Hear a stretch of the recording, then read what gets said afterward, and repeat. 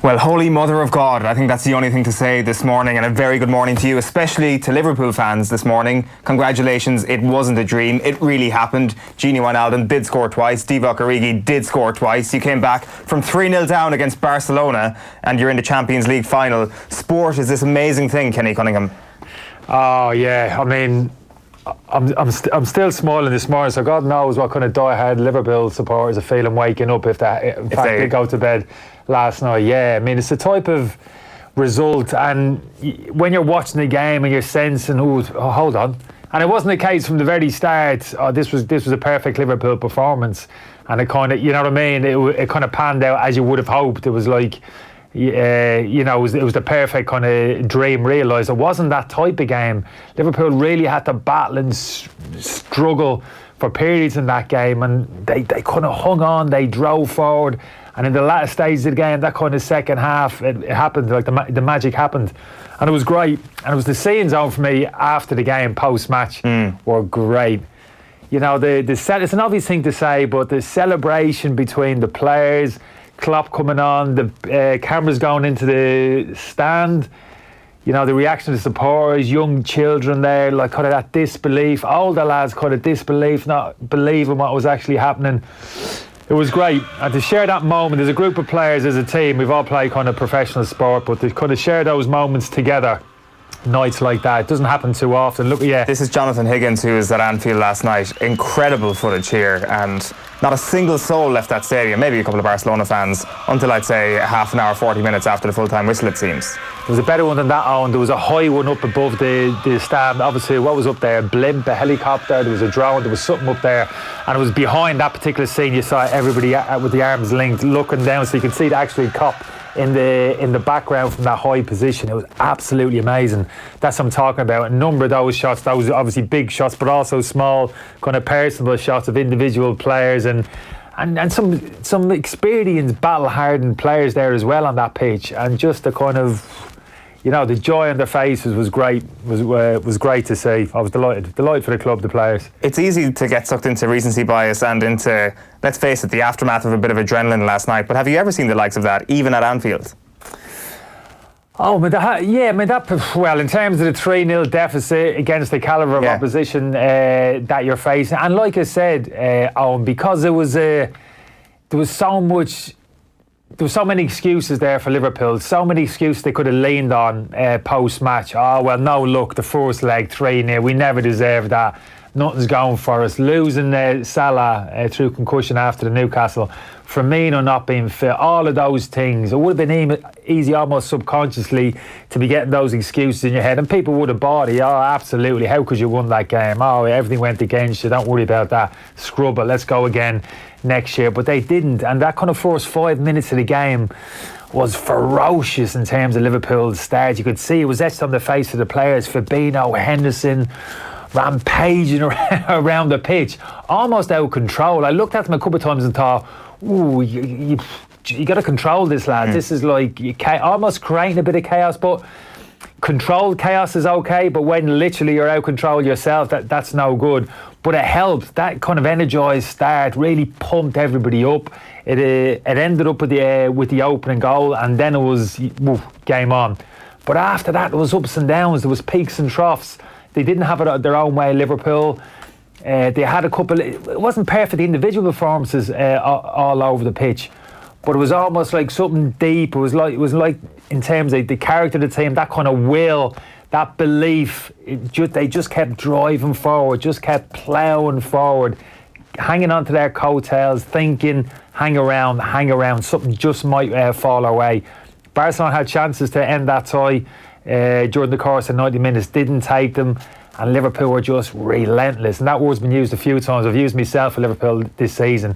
Just relentless. And that can, when you get a sense of that as an opposition player, an opposition team, that's what you're up against, this kind of juggernaut of a team, which just keeps taking one step after another. The White Walkers are going to go back to Game of Thrones here. Keep coming forward towards, will not take a step back. So it was an amazing night. It was, and let's recap on an amazing night. Here are the voices of Dave McIntyre, Keith Andrews, Graham Souness, all on Virgin Media Sport, and Jose Mourinho on beIN Sport, Michael Eoin on BT, and of course the man himself, Liverpool boss Jurgen Klopp. Sergio Roberto finds himself on the left-hand side now. Rakitic on the right. Playing this one early to Origi! Barcelona switched off, and Divock Origi puts Liverpool ahead of the tie.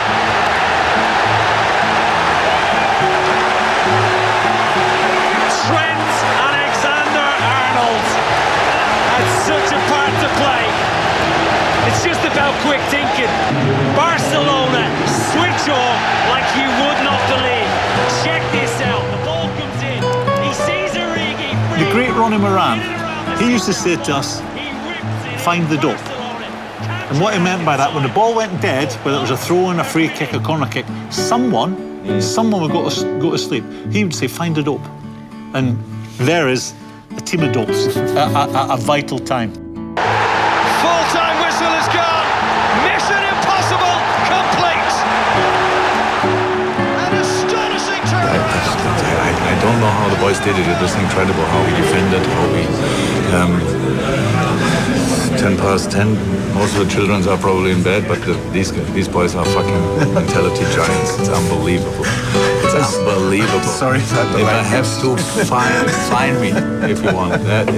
What can I'm not native, so I don't have better words for it. It's unbelievable.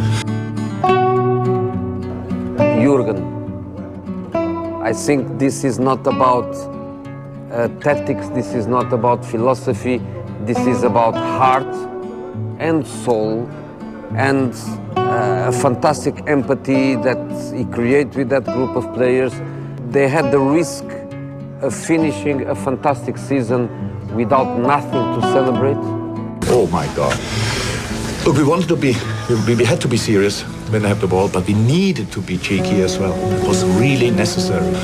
That's what we said already before the first game. You need to be unpredictable in moments, and it's difficult. It's easy to ask for. It's much more difficult to do so, but that moment, I saw the ball flying in the goal. I didn't see the corner. Ben Woodburn looked at me and said, "What happened? What happened?" I didn't know who took the corner. I saw it now back, and it's unbelievable. What a situation.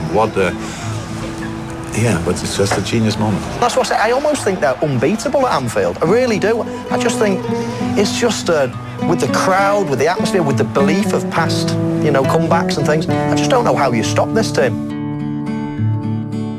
Has a point, to be fair, Michael Eoin. How do you stop this Liverpool team? We're going to get into that very shortly. Let's tell you what else is coming up this morning on OTB AM. The back page is coming your way in just a couple of moments. Then we're going to get some Anfield reaction at 8:05. Graham Hunter then will join us in the line from 8:10. Is this the end for Ernesto Valverde? Kind of have to say it may well be. We're going to get some Barcelona reaction from him. How Liverpool did it. Kenny Cunningham has been stewing over this all night long. How did Liverpool make that comeback happen? He'll talk us through that. Tommy Welsh is coming up at 8:25. There are some things happening in sport this week other than Liverpool, believe it or not. The Hurling Championship kicks off this weekend and he's going to talk us through some of the big storylines. Sports news coming your way at 10:09 with Phil Egan. Spurs at 9 o'clock. John Duggan is going to join us in studio. He's about to hop on a plane and go to Amsterdam for the other semi-final tonight. And Johne Murphy will join us at 9:10 because all seems to not be right at Munster. And we'll also preview the Champions Cup final between Leinster and Saracens. Time for the back pages. And we will start this morning with the Irish Examiner. Miracle of Anfield reads the headline with Gini Wijnaldum celebrating there. Liverpool legends blow Barcelona away to reach Champions League final. And you can't really put it better than that. The Merseyside miracle, maybe. Miracle of Anfield. It's just one of those moments that is instantly recognisable by its own little tagline, Kenny. When anybody refers to the Miracle of Anfield for years to come, we'll know exactly what they talk about. Yeah. I mean, how lucky those supporters with tickets for that game last night. Just a part of history, football and history, really. Very, very lucky to have been inside that stadium and experienced that spectacle. And those post-match celebrations, which would have gone on outside the stadium, I'd imagine, into the city. Yeah, great. Yeah, special moments. What have we got in the Irish Times? Yeah, what have we got? You can't get enough of these. That's Lionel Messi, I'm guessing, hunched over. Can only see the top of his head here. I bet he can't believe it. It seemed impossible that player of his quality wouldn't have found the moment. We spoke about his great moments, periods during the game where he just steps up and takes the game away from opposition teams. Didn't threaten to do it on a couple of occasions last night. Had one, for me, was in retrospective, you look back, he had the game in his hands for me in the first half. He got played inside the box by Jordi Alba, probably about 10 yards from goal in the central area. And every bone in my body told me, this is it, it's a goal. Messi in those positions, he doesn't miss. You don't think, oh, will he or won't he? He scores. And it's almost as if he overcomplicated things. He actually tried to check back onto his left foot to make it even a little bit more easier for himself. Matip came across, toe poked the ball away. Didn't see him much, but it was absolutely crucial. And looking back, as players, you always have sleepless nights, kind of regrets.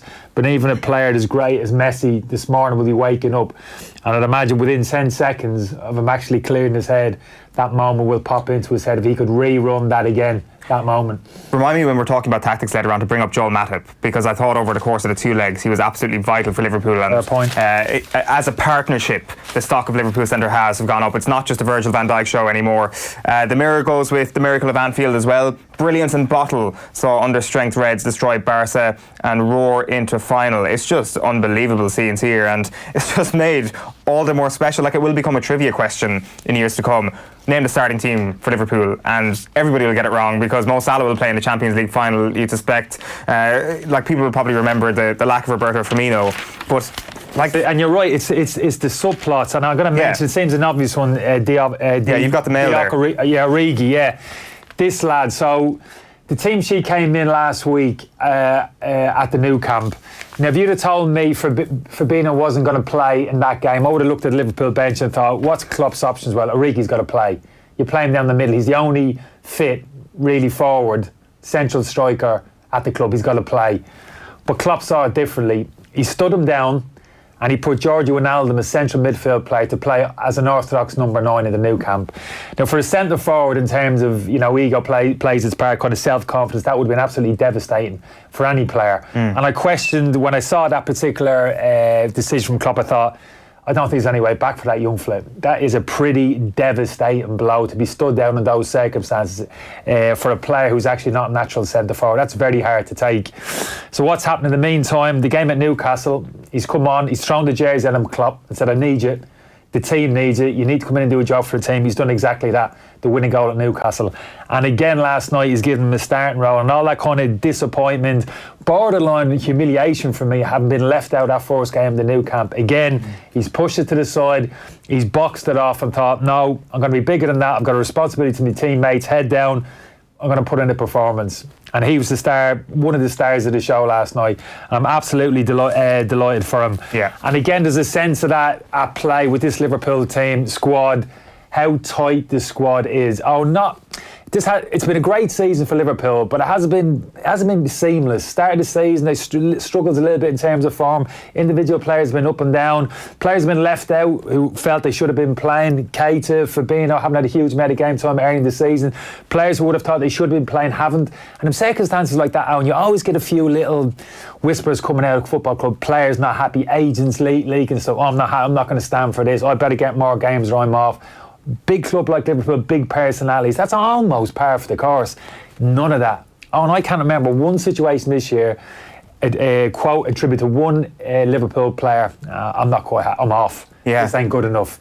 And it tells you how tight that group is, how well Klopp has managed that group of players, how much respect they have for each other, that all of those egos, which are obviously there, clearly are just put to the side, and everybody buys into it. The team, the whole team unit, that's all that matters. And that all, for me, it all came together for them last night. That's what actually got them over the line against Barcelona. That's a really good point, because even with the best teams, the teams that are winning all the trophies, you often hear of murmurs of discontent, because ultimately these are superstars, and ultimately people will not be in the starting 11 despite the fact that they're getting paid so much money. And like you've heard it with a couple of players at Manchester City this year, despite the fact that they're achieving unbelievable things domestically, it is ridiculous that they've managed to keep all these players happy, and Jurgen Klopp had to take a huge amount of credit for that. And I just completely echo what you say about Divock Origi there. Like, everybody's delighted for him this morning. It's a great story. Back at the Sun this morning goes with Genie and the bottle. Messi and co sent packing. Wijnaldum there screaming his eyes out. It's like all the pictures from last night are incredible. It's a similar thing on the back of the Irish Daily Star. The Fab Four is their headline. Reds pull off Barca miracle, and then finally for me anyway, it's the Racing Post. They go with more of a match preview for tonight. It's Ajax against Spurs, second best. Who cares about Ajax Spurs? You got the Herald there. I have, yeah. Well, obviously Barcelona blown away.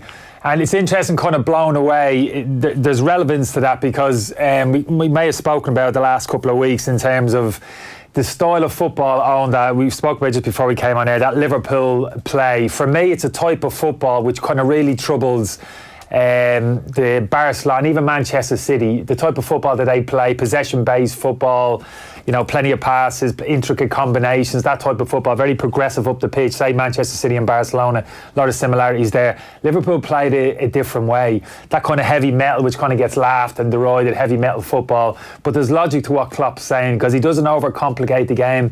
He probably hasn't got players in that central area of the pitch of the technical level of some of those other players, De Bruyne, David Silva, Busquets, those type of players who operate in those areas for those other teams.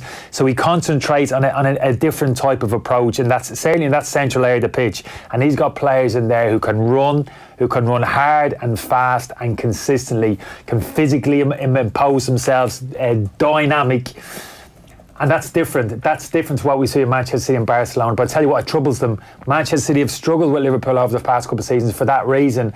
And Barcelona, again, over the two legs, even the 3-0 game, the Nou Camp, found that difficult. Second half, Liverpool ran all over them, physically aggressive, pushed them back, almost mauled them in the second half of that game.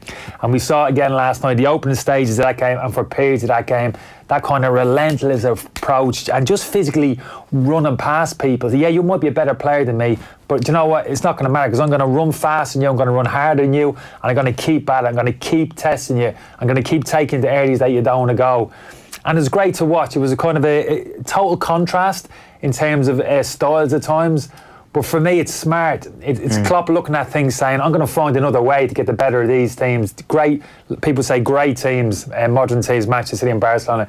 I'm going to play a slightly different way, but it's a way which I think can be effective, and it's a way that can be successful. And he's proven himself to be right. And it's a type of football I actually enjoy seeing playing. Very simplistic, a little bit regimented at times. And some people might think a little bit of a Neanderthal approach. The first goal last night, Matic, massive kind of diag, nowhere near where they should have. You know, Liverpool scrapping kind of for a second ball. Henderson making that third man run I'm talking about from midfield, 20 yards, is running off the back of Busquets into the box. It's not that kind of intricate, patient, you know, slow build-up play, that were precise play that we used to see from some other of the top clubs, Barcelona and Manchester City.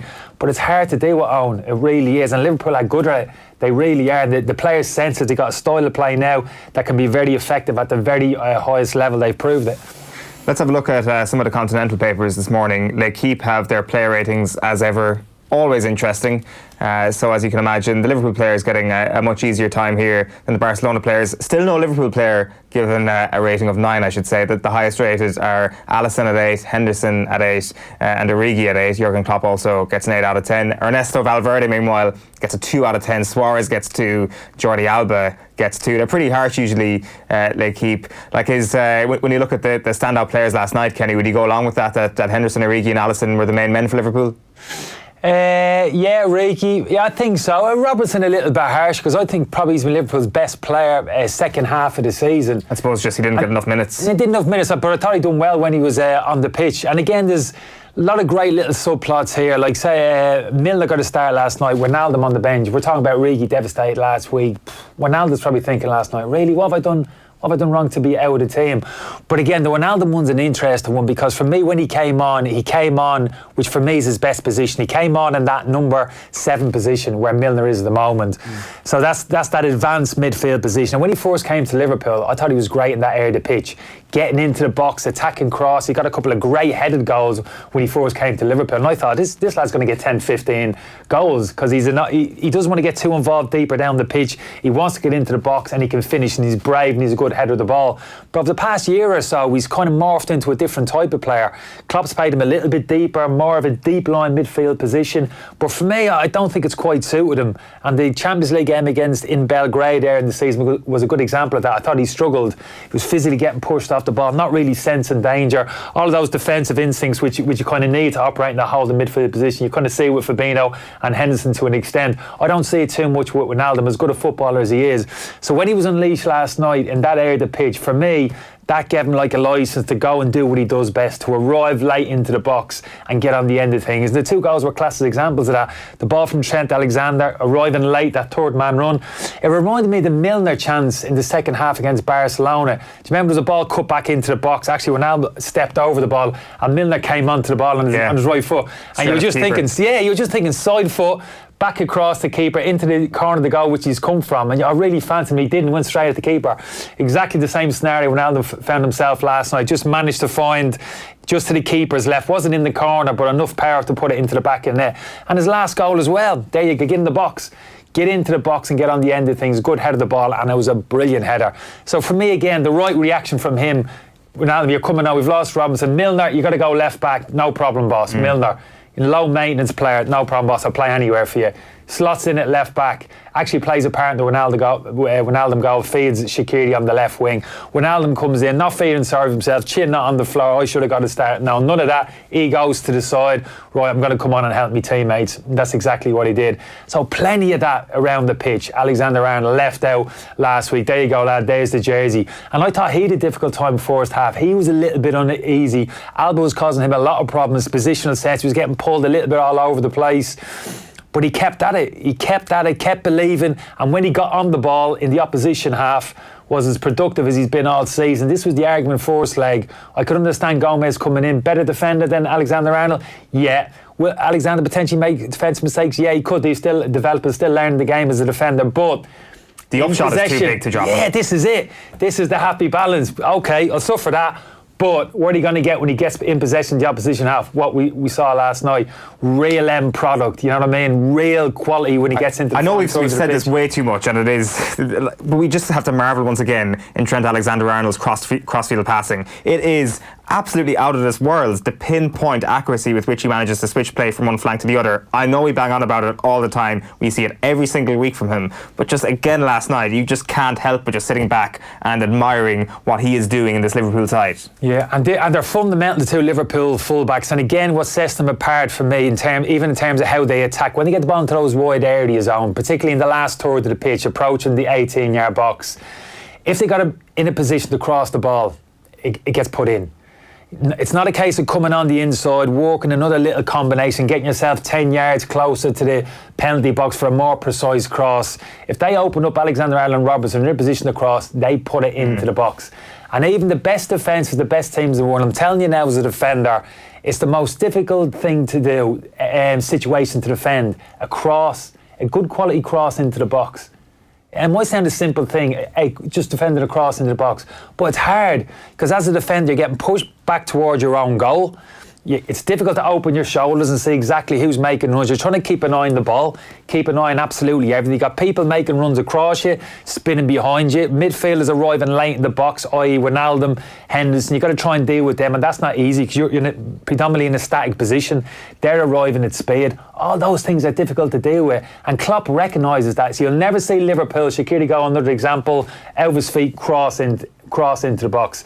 You'll never see Liverpool giving up an opportunity in a wide area to put good quality delivery into the box.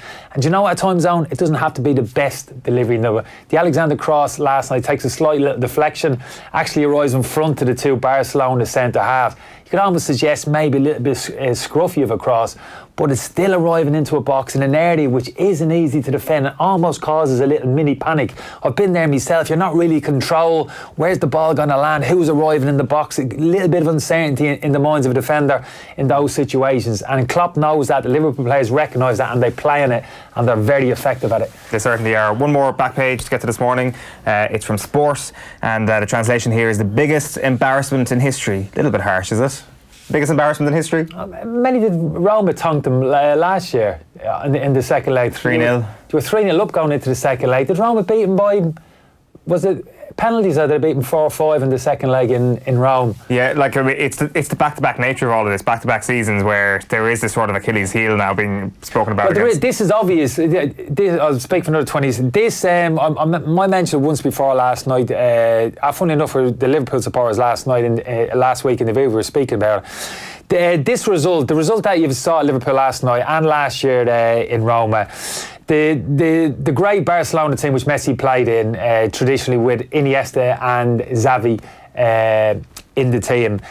The type of result you saw last night and last year again in Roma would never happen. It would never have happened with that team, because on those occasions when Messi had a little bit of a dip in different performances, it doesn't happen often, but when he did in that previous Barcelona team, Barcelona would still win, because the likes of Xavi and Iniesta with their qualities would navigate a way through with or without Messi. That's how kind of good they were. They weren't up there on a level with Messi, but they were runner. They could see him. They could see him in the distance above him. This Barcelona team hasn't got that support network around Messi. So when he has a little bit of a dip, and last night maybe wasn't quite at in terms of his level of performance, there isn't those players now to pick up the slack. Busquets probably not the level that he was previously. Vidal, Rakitic, good players, don't get me wrong, but not at the level of those previous players. So now Barcelona, they're open. If you can nullify Messi to an extent and nullify his influence on the game, there's a real opportunity, and that's one of the chief reasons of the past couple of years we've seen these type of results. And that's not reactive, to be fair. You did make that point last week as well after Messi's unbelievable performance. That's it for the papers this morning. We want to get to some of your comments, and Mike on Facebook has said, watching here at my office desk at school in Abu Dhabi, smiling from ear to ear. What a night, what a club. Tired as hell, but totally worth it. # you'll never walk alone. Shlomo Skates has been in touch to say, I couldn't sleep last night from the adrenaline after that incredible match. I'm the same, to be quite honest with you. It's happened to me twice this season. It happened to me after that incredible Manchester City-Liverpool match around New Year's, and it's happened to me last night as well. Liverpool have done it to me twice this season. Seamus Burke has been in touch to say, best match I've ever seen. The Nick's Bricks simply says, I need sleep, which I think he speaks for a lot of us this morning. Alan on Facebook says, fair play to Luis Suarez. Said he wouldn't celebrate at Anfield. Well, he didn't. Connor on Facebook says, under 14 defending from Barcelona for the last goal. Remember they collapsed last year versus Roma too. Well done to the pool. Left no stone unturned in all-out mission to win. And finally for now, John Ennis, that result, Klopp deserves so much praise. Talk the game down, but raise the players to a new level. We'd love to hear from you this morning, no matter what team you support. You can tweet us at Off The Ball, and you can comment on the stream as well if you happen to be watching on Facebook or on YouTube this morning. It's 13 minutes past 8 on this Wednesday morning, and Jonathan Higgins was at Anfield for us last night, and here are some of the scenes from outside the ground. GEA fans, by the way, can keep an eye out for two former GEA players in the report, former Laois footballer Billy Sheeran and former tip hurler Joe Hayes. Hello and welcome to Anfield, where the unthinkable has happened. Liverpool have somehow overturned a 3-goal deficit to knock Barcelona out of the Champions League and qualify for the Champions League final. I've no idea what just happened. We're going to try and find out what the fans thought. We're going to Madrid! Been to PSG and Napoli! Belgrade, Germany! Then we went the Allianz and Liverpool's country! Porto Barcelona, who the fuck you trying to kid? Cause we're the mighty Liverpool, we're going to Madrid! We're going to Madrid! Guys, what the hell just happened? Oh jeez, great. Unbelievable performance, especially in the second half. We took on Barcelona without Firmino, without Salah, and then without Keita, and we didn't have Andy Robertson either. So like, you know, you 3 of your top 5 players all season not playing, and we scored 3 goals in the second half. Amazing stuff, like, amazing. I have no idea. I'm just gobsmacked. Oh my God, I don't even know where to start. The first goal just scored at the most crucial time in the game. Went a bit flat before half time, injuries and all that, and then I just thought, will this be the night, like, you know? And the 2 goals in, what was it, 60 to 90 seconds? I have no idea. I have no clue.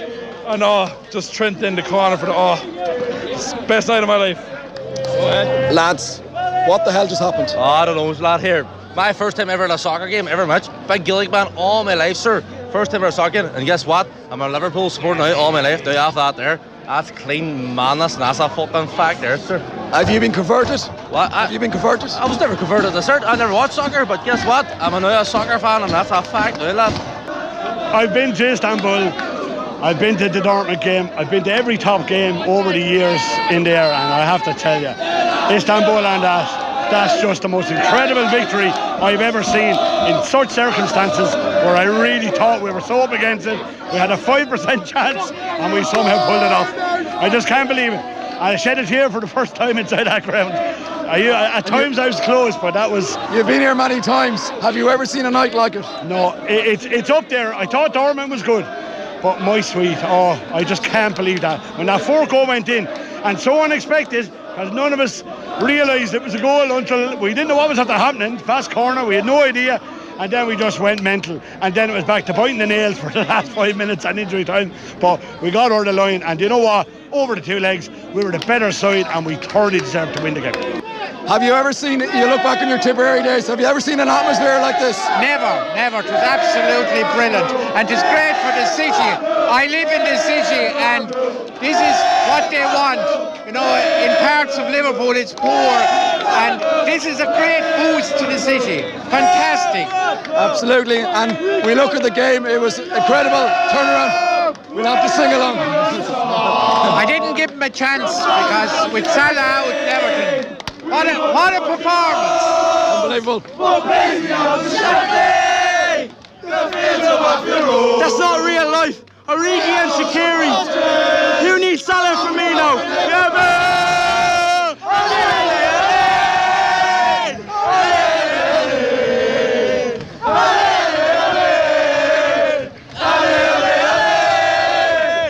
At Jurgen Klopp's first press conference, he said, we need to turn doubters into believers. As you can see, the place is full of believers. It was another magical night at Anfield. I'm Jonathan Higgins for OTB AM. That's incredible. Good stuff there from Jonathan Higgins over at Anfield last night. Your man saying that it's his first ever soccer game, let alone his first time at Anfield. I mean, he got pretty lucky there. I just caught a bit of a when they start saying using the word soccer, you know, like they're inexperienced. But those reactions are great. You know, people coming out, that initial response from people, it's brilliant. It's not managed, it's not choreographed. You know what I mean? Just a natural expression.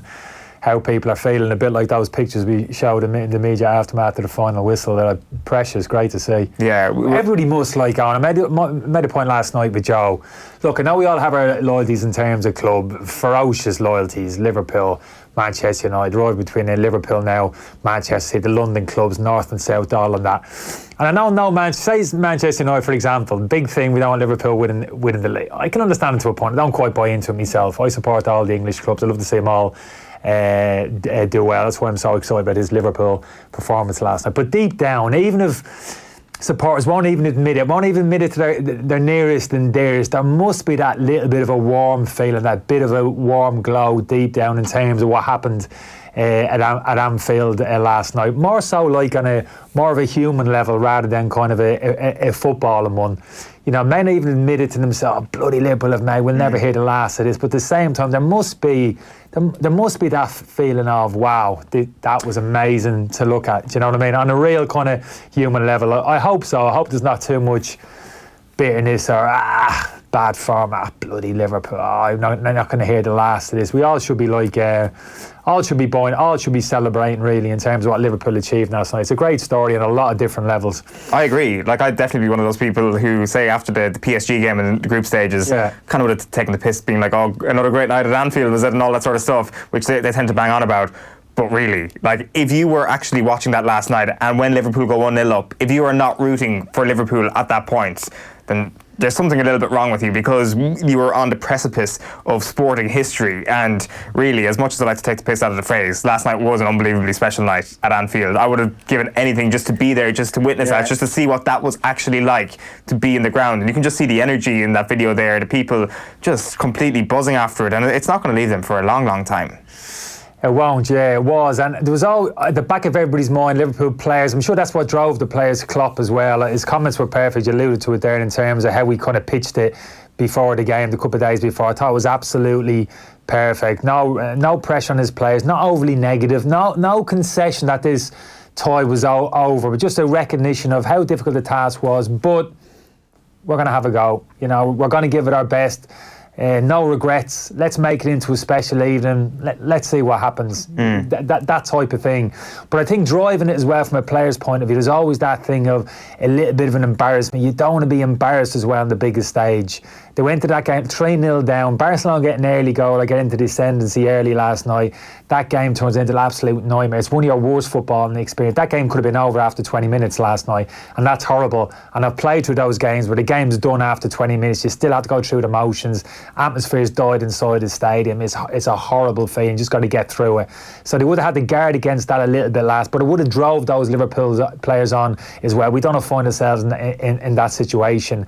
You know, if we're going to go down, we're going to go down with a real fight against this Barcelona team. And if you take that attitude into the game, like we said, magical things can happen. That's exactly how it panned out. Well, let's get into how it did happen, because to me it just seemed like complete chaos.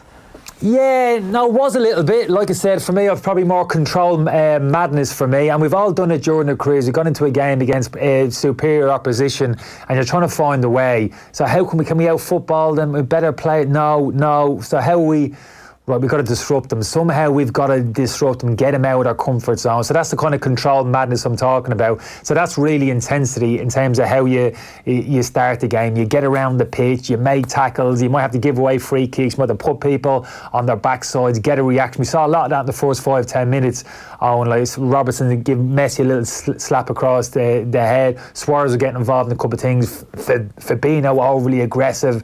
Henderson, you know what I mean, throwing their arms up and a free kick. We can see the crowd reacting to that, energising the crowd. All of those type of things. Now, if that's control, that was a good thing, and that helped Liverpool last night. It really stoked up the atmosphere inside the stadium. The Barcelona players would have been straight away, game on here, and they got that all-important first goal off the back of it. So that was one factor. Just before we get into the tactics board, we've got a very, very important video to play. Let's have a look at what happened at the Aviva Stadium last week. I'm still a believer in terms of Liverpool's season. Shouldn't be any negativity in this room. I can feel the kind of tectonic plate shifting under our feet as we speak. And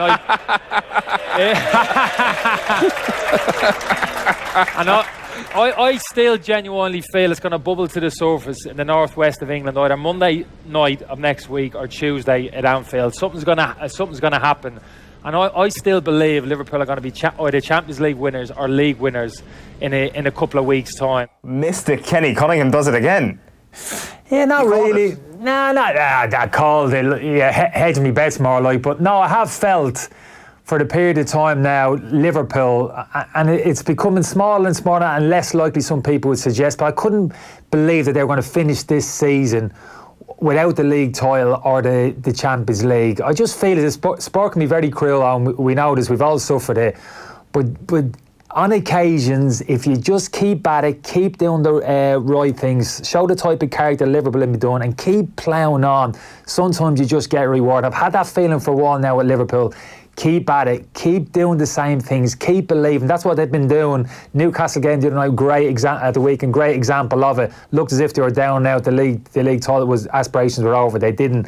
They found a way, and that's been typical of them all season. So I've just had this feeling that their season isn't over. Something's going to that shift I spoke about. But that shift was going to happen even at this late stage, and it came at Anfield last night. Hopefully they'll take advantage now and go and win the final. But tactically, I mean, it's not an obvious one kind of tactically intent. The big standout feature for the game for me, and I've mentioned it before in terms of how Liverpool play, It's this Liverpool midfield three. Here's the Liverpool team. Here's the back four, 2 centre-halves. This was the lead up to the first goal. Matip on the ball, Robertson fullbacks, Fabinho, 2 number 8s, Wijnaldum and Henderson, the front three. Can't exactly remember where Shaqiri was. Mane was over this side of the pitch. But the interesting thing for me over the 2 legs was the Barcelona shape. Barcelona traditionally 4-3 would play exactly the same way Liverpool did. You remember Busquets, Iniesta, Xavi, even when they left the football club, predominantly always played this way, but it's changed under Valverde. It's more of a 4-4-2 with Barcelona. Messi playing just off Suarez and kind of a midfield forward, Rakitic and Busquets playing alongside each other. So for me, this Liverpool team, it's key the way Klopp plays, heavy mate football, wherever you want. We know the front three, how good they are, attacking spaces in behind, but these 2 number 8s are key for me, and they're going to be key for Liverpool going forward, their future success. Last night it was Henderson and Wijnaldum in those positions, but you could very easily put Keita, Oxlade-Chamberlain going forward in these areas of the pitch. And the type of runs that these make, and it's simple runs, it's not over-complicated stuff, but it's very hard to deal with. So what we saw last night was Matip played that big ball, diagonal ball across the pitch. Wasn't the greatest of balls. Landed on the head of Jordi Alba in this position here. He's tried to head the ball back to Longley into the feet of Mane, who's picked the ball in this position. Now, as that ball is travelling over there, these 2 number 8s have to come alive, and this is what you ask them to do. Don't always support from behind. At least one of them now has got to get his head down and run. Just run in a straight line over 20 yards. Now, you might say, well, what's overly complicated about that? No, it isn't overly complicated, but it's not easy to deal with as an opposition central midfield player to continue to have to track those runs. And what happened last night was Busquets got attracted towards the ball to double up at Longley in this position, and Henderson just ran off his shoulder into this area of the pitch and split the 2 centre-halves. Rakitic couldn't get across and deal with the run. Vidal was in a narrow position, wasn't his responsibility. So again, a classic example of one of those 2 number 8s for Liverpool, head down, sprinting as hard as you can into this area of the pitch, breaking beyond those 2 Barcelona players. And once you get into this area of the pitch, it's not easy. That is not easy to deal with. The ball was delivered into Henderson. PK came across to try and deal with him. But when a player now is travelling at speed into the box towards, and as a centre-half you're pretty static, that's tough. That's almost panic situations.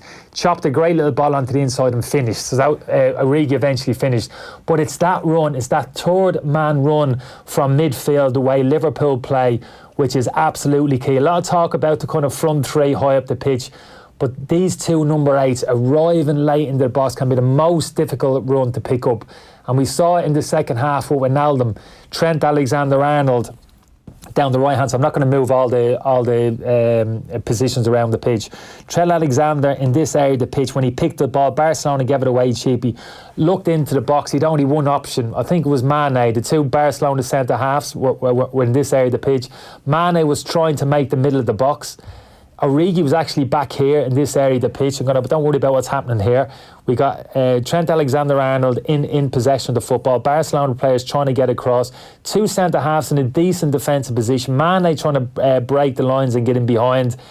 And where's Gini Wijnaldum? He's here. Busquets again getting drawn across the pitch. Now Vidal's the closest midfielder. What's going to happen? He's going to run in a straight line, 15, 20 yards at speed, and basically asks his marker, can you stay with me? And the answer is, by the time that ball comes into the box, it gets deflected and actually arrives into this area here in front of the 2 centre-halves. This is what I'm talking about. Sometimes the ball, when it arrives in front of centre-halves, it's the most difficult ball because your body momentum is taking you back towards a goal. To have to plant your feet and actually go again quickly and intercept, that's not easy. So you're dependent on that holding midfield player, one of your centre midfield players getting back and tracking that run. And Vidal didn't make it. It was as simple as that. He just couldn't live with the pace of Wijnaldum, couldn't keep up with him, and he gets himself his tap in Wijnaldum drives into the box. So again, we're seeing similarities in terms of the first 2 Liverpool goals. 3rd Liverpool goal, build up down the left-hand side, Shaqiri ball into the box. Who's in there? Origi, as you would expect, as the central striker. But Georgie Wijnaldum getting himself in that kind of advanced midfield position. Now I'm going to get myself into the box. I'm going to give the crosser ball another option in the box, and it's a brilliant header. And that's what he's good at. I remember a couple of fantastic headers from him when he first came to the football club, and that was a great header last night. Angled the ball back across the goalkeeper into the corner of the net. So again, in terms of kind of style of play, a bit of madness we're talking about, but if you look at those, if you deconstruct those first 3 goals from Liverpool, you know, ball into a wide area, don't overcomplicate it, clear your feet, put the ball into the box. Yeah, little bit of movement from your front players, whether it's Mane or Origi, trying to occupy centre halves, maybe trying to dive between them, get across in front, but it's that third man run. It's always that third man run from a defensive point of view. It's difficult to pick up because you get drawn to those centre forwards. That run from Mane, Origi checking off your back shoulder centre half, they're the ones you're most interested in. That third man runner who arrives late, at times you can't see him, and he's arriving at speed with momentum. Even if he gets up to head it and you feel as if, yeah, I can challenge for this, you jump from a standing jump. He's travelling at speed with real momentum, particularly somebody who can jump and head it like Wijnaldum. That's difficult to deal with, and Liverpool do that really well. And this is where I feel this system of play really suits them. They have players now. Henderson now is playing that more advanced role, which I think suits him. Wijnaldum, we saw it last night. I'd like to see him play more there, because probably for me, he's probably their best finisher in those number 8 positions. Probably not as dynamic as athletics, the likes of Oxlade-Chamberlain and Henderson, but never panics inside the box as we saw last night. Oxlade-Chamberlain key to coming in. So for me, they're really well served. A year ago, that was Liverpool problem. Central area of the pitch, they needed reinforcement. He's gone and solved it with the players he's brought into the football club. Oxlade-Chamberlain, Fabinho Keita, obviously. So Liverpool now are strong in that area of the pitch, but they're very consistent. A lot of talk about, we're over-talking it. People have talked this season, looked at Liverpool, they're lacking that little bit of creativity, that midfield trait. They haven't really got that creative spark. No, they need a number 10, play with a 2 and an orthodox number 10. Yeah, I can understand it, but that's what you sacrifice. When you do that, you sacrifice those 2 number 8s, and Liverpool have players now who are as good as anybody in that area of the pitch. And that troubles opposition. Centre midfielders, Busquets, having to turn and run 20, 30 yards. Vidal, Rakitic, they can't do it. Players at the very top level struggle with this type of high-intensity football. And it came up trumps for Liverpool last night. I'd be interested to see how different that might have been if Firmino and Salah had been there. Would they have played the exact same way? Oh, absolutely. Predominantly nothing changed. Liverpool played as 4-3-3. In fact, obviously you could argue that it carried more of an attacking threat. Sure, he didn't have a good game last night. Yeah. He didn't play well. It looked for me a little bit out of sorts. So yeah, you strengthened that team by putting Salah, Firmino. Nothing changes in terms of that dynamic in central midfield. Nothing changes. In fact, it makes their job a little bit easier because you have players with Firmino and Salah whose ball retention is better, who'll keep hold of the ball, whose final product is better. So these 2 number 8s will actually have better opportunities in terms of getting themselves higher up the pitch. So this doesn't change. This kind of template in terms of how they play for me doesn't change. And for me, I'd like to see him stay this way rather than getting Fekir. If they had got Fekir in, he's a clever little operator, number 10, but yeah, you gain that to an extent, but you lose this. You lose that, and that's what won the game. That's what sent Liverpool through last night for me. One of the many things, spoke about willpower, character, all of those things, but if you take the emotion out of it and you actually break down the game in terms of where it was won and lost, this was key for me. The role of these 2 number 8s. Ronaldo coming on those runs, the run from Henderson first half was absolutely simple in some respects. Schoolboy football, 11, 12, 13 years of age, or a member here in the centre midfield. Yeah, go on, get in the box. One sit, go on, get into the box, arrive late. That's, basic fundamentals of the game, but not easy to deal with. And Liverpool do it better than most and got the rewards. Is there anything a team can do tactically to stop a team that are so effective at arriving late into the box? No, well, you can stop crosses. It's just pure fitness, just pure running with your man, good man marking. Yeah, starting position's important as well. If you're up against, if I'm Busquets and I'm up against Jordan Henderson, I'm standing on the halfway line, and I sense as if Liverpool are going to get a bit of penetration down the sides, I better give myself 5 to 7 yards start on Henderson. I better drop off and give myself a good head start, because if it comes to a straight run over 20, 30 yards, I've got absolutely no chance. So it's a little bit of heart and desire to actually keep doing it and tracking that run, but sometimes physically you're not capable of doing it, so you've got to be smart. Your starting position's got to be a little bit deeper. Full-backs have got to get closer to the crosses, actually stop the cross into the box. I think centre-halves a little bit more aggressive as well. PK for the Wijnaldum goal last night. I'm looking at the ball coming over his head, and it's a little bit, I wouldn't say he kind of shirked it, but in terms of really imposing himself, and Virgil van Dijk in that situation is imposing himself. He's knocking people out of the way, and he's going ahead in that ball 10 yards, 10, 15 yards to the edge of the penalty box and beyond. Gerald Piqué, he was in there. Yeah, if it comes to me, I'm going to head it, but I'm not going to knock people out of the way like a bowling ball and this is my ball, all or nothing type thing. Never got that sense of it. So yeah, there's individually smaller things that teams can do better. But like I said, as a defender of those positions, that is not easy to deal with. Back to front quickly, wide areas, crosses, early cross into the box, people committing themselves into the box to get on the end of things. That's tough to defend against. It definitely is. Like, you've mentioned crossing a good bit there, and I think crossing's got a bit of a hard time over the last 5 years. I mean, particularly under Manchester United's Louis van Gaal's side. I mean, they were castigated for the amount of crossing, and that it was kind of deemed that crossing was a very ineffective way to actually break a team down. Is this starting to change a little bit? Are Liverpool showing that essentially it's the pace of the ball as much as the accuracy, just to disrupt the defenders in the box, just to make them, give them a little bit of less of a time to clear the ball, and you don't know what's going to happen? Yeah, I agree with you. Your sense is a little bit went out of fashion. You know, a number of years ago, well, we're all going to play a certain way. You know, we're going to play the beautiful game. We're going to make the pitch as big as possible. We're going to progress slowly up the pitch. Plenty of good little combinations, easy on the eye. But you're absolutely right. For me, when I see teams get the ball in those wide areas and consistently put those type of crosses into the box, for me, it's always made sense. Why get the ball in a wide area where Alexander did last night? When you got an opportunity to put the ball into a good area, you got people committing themselves into the box. Why would you pass that up, check out and play a sideways or a backward pass, you know, and look for a better position on the inside? That doesn't make sense. Get a chance to put the ball in the box, put it in, you know, with good quality, and that's what Liverpool do. Double figures in assists, Alexander-Arnold and Robertson likewise. That's not coincidence. They are clearly told, get into these areas. But now you need people in the box. Need to make clever runs. Got to be brave. Good headers of the ball helps. Firmino's a good header of the ball. Salah, has to be fair to him, is a decent header of the ball. Mane's kind of brave. But then you got the likes of Ronaldo arriving, like Keita, Henderson, brave as well, prepared to throw themselves. So obviously you need to set your team up to play that way. No point in playing this way, putting the ball in the box. You got a centre forward who doesn't want to head the ball. You got centre midfielders who don't really want to make the box. Always want to pick up second balls on the edge of the box. But Klopp has clearly constructed the team in that fashion. He's got players who are prepared to make those runs and make it as difficult as possible. You're absolutely right, Eoin. Wide areas of the pitch, you say to me, we all love different types of goal, you know, we all can appreciate different qualities in terms of goals scored, but for me, if you just say to me a certain type of goal, a goal which gets me almost off my seat when I watch it, it can be the simplest of things. Full back, a winger in a wide area, beat his man, shift it, good quality cross into the box, beats the first man, somebody arriving, whether it's a centre forward, opposite winger, central midfield man, arriving late, up, head, goal. That's still, for me, in the modern game where the game has kind of changed a little bit in terms of perception, how the game wants to be, but that type of goal for me still exhilarates me, almost gets me up off me seat, and it's still effective.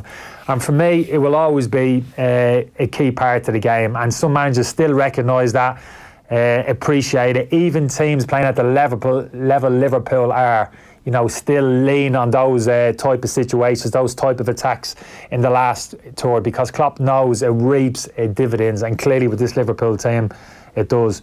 The one other thing I want to chat about is kind of the debate we've been having about analysis and tactical analysis rather than, I guess, more old school analysis over the last couple of weeks. Don't start talking it down. I'm not talking it down. I won't have a job. I'm not talking it down, but Graham Souness last night on Virgin Media was like, I'm not going to throw my pen this week, but this shows you've got to be first to the ball. And ultimately, I don't know, was there a bit of a non-nuanced kind of debate going on over the past couple of weeks after the Roy Keane comments after the Manchester derby and all that basically it was this tactics versus heart debate. Is this Liverpool team proving that both things have to coexist? They absolutely have to coexist. There is no point having a plan unless you have players who are willing to make those long busting runs that the likes of Wijnaldum and Henderson are making, and to get first to the ball. Yeah. No, you have to have both. You hear a lot. I think, the bit of conversation last couple of weeks. I know you're talking about Roy was quoted quite a lot. Graham's doing this as well. Graham's pretty consistent in terms of what he comes out, and they're absolutely right. There's basic fundamentals of the game which have to be prepared to do in terms of running power. Tracking people, making a run to create a passing lane for one of your teammates, getting around, making tackles, trying to physically impose yourself, be vocal, demand of people, giving from all those type of things. Yeah, absolutely. That should be paramount. That should be demanded. But the tactics, a lot of people would play down the tactics. They're over. Yakety, overplayed. It's not about tactics. It's never been about tactics. It's about both. It really is. And the very best teams of the last 10 years, you look at them, they're meticulously prepared. The great Barcelona team under Guardiola, in terms of the attention to detail on the training pitch, patterns of play in possession, how they pressed out possession, that just doesn't happen, an hour before the game. That's time upon time upon time on the training pitch in terms of preparation. So basically you need both, and the very best teams traditionally, and certainly in the modern era, very well coached, have both. And I think it really does matter. And I thought we saw that in the Liverpool performance, bucket loads of that heart that you're talking about. But also in terms of Liverpool kept a good general shape to the team and stayed loyal to those kind of principles that we're talking about in terms. Didn't forget how they played, didn't forget what their strengths were last night, how they could hurt Barcelona and what they're actually good at. We saw that last night, what Liverpool are good at. Not overly complicating the game in terms of getting the ball from there to there, getting the ball from back to front quickly and into those wide areas, immediately sensing opportunity to put good quality crosses into the box. That's what they've done predominantly under Klopp. And again, like I said, it came to fruition for them again last night. Loads of reaction, as you can imagine, coming through on YouTube, on Facebook and on Twitter. Zeta on YouTube says, with all respect to Istanbul, this comeback is even bigger because Liverpool did it without their top players and almost nobody believed it before the game. They also go on to say that Liverpool versus Ajax will really be a dream match, but I'm also afraid of Ajax because the Ajax game style could be hard on Liverpool. They could handle Spurs much easier. Rory on Facebook, meanwhile, says, Off the Ball Live is made for these mornings. This is filling the void after the game last night. And Rune Man on Periscope says, excellent analysis on the goals, Kenny, so don't let anybody tell you that tactics aren't important. That's a mess at the moment. That's an absolute mess. Just forget about that. Who should Liverpool fans be supporting tonight? Well, I'll be supporting Tottenham for the reasons that I've said. I always support the English team, and I've really enjoyed the jobs Pochettino's done. It's interesting, there's kind of similarities there. How often kind of this season, the last maybe year, 18 months on, have we heard in terms of criticism of Klopp and Pochettino? Yeah, they're doing well, yeah, but trophies? Really? Trophies? He's not doing that well, is he? No trophies on the table. And for me, it's always a weak game. You've got to push that aside and look at the job that they're doing in terms of the team, the squad that they're constructing, the quality of football that we're playing. Are players improving under their tutelage in terms of the recruitment? Is the recruitment good? Are they heading in the right direction? Are they improving, getting better? Are they getting the maximum of what's available to them? And Pochettino is probably the best example of that in terms of kind of money spent, in terms of getting the very best out of the resources available to him. I think he's done probably better than anybody, probably better even than Klopp in that respect. So we have potentially two managers coming into a Champions League final. I hope Spurs do it. I still think of course it's possible for them to win. I wouldn't say I'm expecting them to win, but in a funny way I'll be a little surprised if they don't. This Spurs team is more than capable. Forget about Harry Kane, Son available this evening. If he gets the tactical setup right, and generally Pochettino, I have no problems in how he sets up the team, but I was a little bit worried when I saw how they shaped up in the first leg in London. I didn't think they got the tactical setup right in terms of played the three at the back, played a very narrow. I don't think it suited them. They looked a little bit ill at ease in that first 25 minutes. Players looked a little bit fatigued, and I don't think the shape of the team helped them. I think the shape needed to be a little bit more kind of compact. When they kind of changed, went to a diamond after about kind of half an hour, kind of helped them a little bit. But I'll be interested if he kind of gets the setup right, whether it's a kind of a diamond or more of a 4-3-3 for me would suit me. You know what I mean? So you're not leaving any obvious spaces for Ajax to attack into, particularly down the sides. You can drop into a nice compact shape, and you can break quickly, sun up the pitch, potentially more operating off one of the flanks, and kind of break quickly from a kind of really solid defensive position. So I think they're more than capable. Spurs. Can't say I definitely think they're gonna do it, but actually be a little bit surprised. All they got to do is win a game of football. I said it to John inside. Just got to go there and win. And this Spurs team can do it. They can soak up pressure. Vertonghen coming back in. They're good enough defensively. Sissoko will come in. That kind of energy, which I speak about, that running power in midfield. Sissoko coming on the first leg. He changed the dynamic a little bit in there. Maybe him, Wanyam. Unfortunately, Winks won't be available. But that kind of running pair, that's physically in central midfield, and throw in Son's ability, his running pair up front, more off the flanks. Eriksen, that little creative spark which he can give him. He can easily, I could see Spurs turning over that deficit. But at the same time, you're right, the Ajax team is a beautiful team to watch. Totally different beast in terms of the youth in the team, playing a different type of football. But for the first time out for me, real kind of pressure. You could say, well, they've dealt with pressure. They've gone to the Bernabeu, they've gone to Juventus. They've dealt with the pressure. They've proved they have, but slightly different in terms that they've gone away from home in the second leg, kind of chasing the game a little bit, shackles off a little bit. So again, having won now the first leg, coming back home, almost an expectancy now on the shoulders of those young Ajax players, your favourites to go through. It's almost there. You 1 foot in the final. You don't blow it. Those type of little kind of negatives, interest in any number of those players are they getting a little bit of a sense of that in their heads, and whether that will affect the collective performance against Spurs. If it does, Spurs have enough quality to turn them over. I hope they do it. I hope Spurs do it. Ajax Liverpool is a great ring to it. You roll back the decades like in the Ajax Liverpool final, I think it would be absolutely amazing. But hand on heart, I honestly hope Tottenham do it. We'll probably come back to that with a little bit more preview before we wrap up this morning. We will definitely be coming back to Liverpool after 9 o'clock. John Duggan's also going to join us in studio. He's about to fly to Amsterdam, so he's got some final thoughts before heading over there. But now it's time to turn to the hurling, because the All-Ireland Championship is back this weekend, and Tommy Welch is with us on the line. Good morning to you, Tommy. Hey guys, hi Eoin, hi Kenny. So Leinster kicks off this weekend, Munster chose in as well this weekend. I presume you're like a kid before Christmas. That's a great week, yeah. We've been waiting, I suppose, back to the clubs for the last month on, and it's probably gone out of people's minds really, the inter-county scene, because people have been so involved in their own clubs in their own county.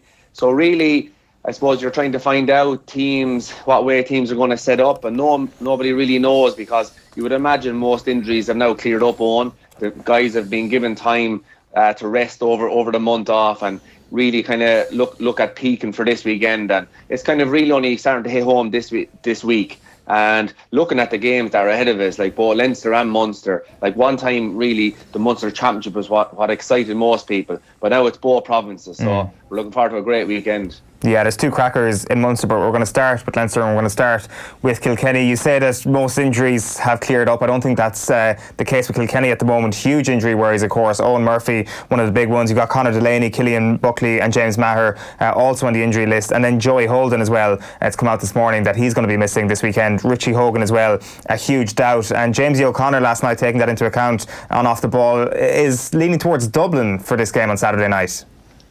Yeah, it's definitely, after bringing it back to more, it was always going to be a 50-50 game, because Dublin came to Nolan Park for the league semi-final to play the All-Ireland champions Limerick, and there was only 3 points in it at the very end, and we've seen Limerick steamrolling most teams on. So definitely Dublin have proved it over the league. I think Pat Gilroy put in a massive foundation with Dublin last year.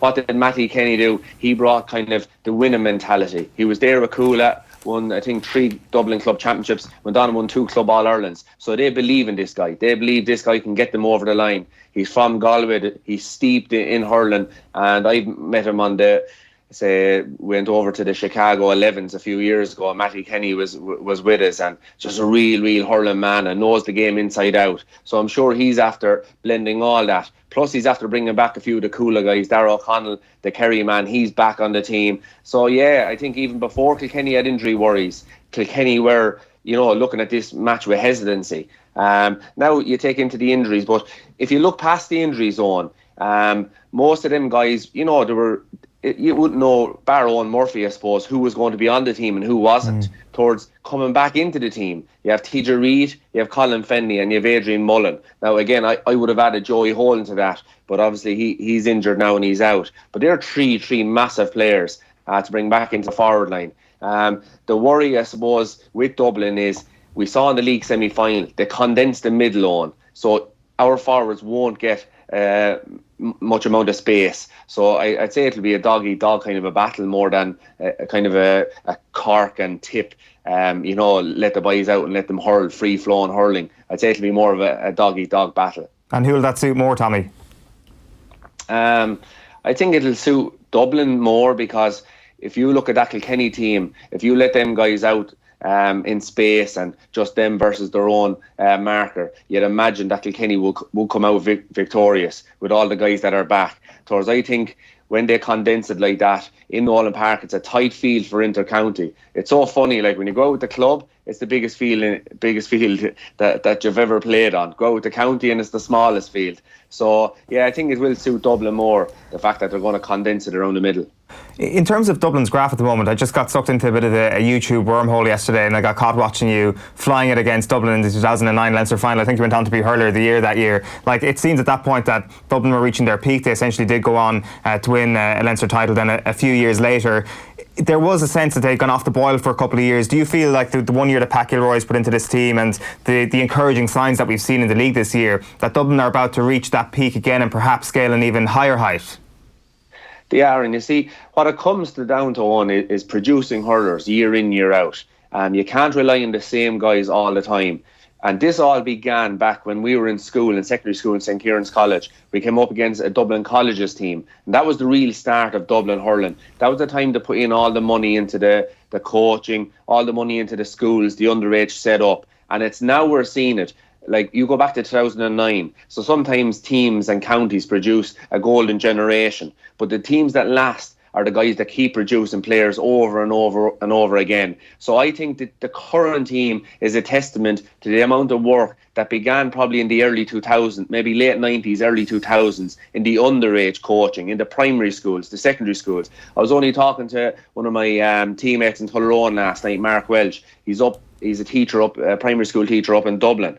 If you get to a primary school's county final, you get to play in Croke Park, like where you play 3 matches side by side and busloads. If you've 400 in the school, they all come in busloads and fill out the bottom tier of Croke Park down near the pitch. Like, that has to be massive for the development of hurling in Dublin. And I think we have to start there. That's why hurling is blossoming up in Dublin. That's why they're producing teams that don't go away. They're coming year after year. And going back to your point about Gilroy, yes, he laid the foundations last year, and now is the time, I suppose, to produce. They have produced, and we must look back, they have produced in the league, because nobody saw them getting to a league semi-final. And they had massive injuries even for that Limerick team, guys pulling out after, I suppose, 5 or 10 minutes with injuries. There was Keane was missing before and that. So they have a lovely blend of youth and experience. So I think this year is definitely a year for Dublin to produce it. Now, unlucky enough for them, like last year, they could have pipped Kilkenny and it was up in Parnell Park. But now they're coming probably with a stronger team. Kilkenny with all their injury worries, but it's down in Nolan Park. So, like we've seen through last year, all the round-robin matches, most times it's the home team is winning if it's a 50-50 game. So, listen, it will take a monumental effort for them to bring home a victory out in Nolan Park. But listen, they're in that win mode, and Matty Kenny is definitely after bringing that to the table. Just before we get into the Munster games, Tommy, how are you seeing Leinster? Who do you think is going to finish first, second and third in the Leinster Championship?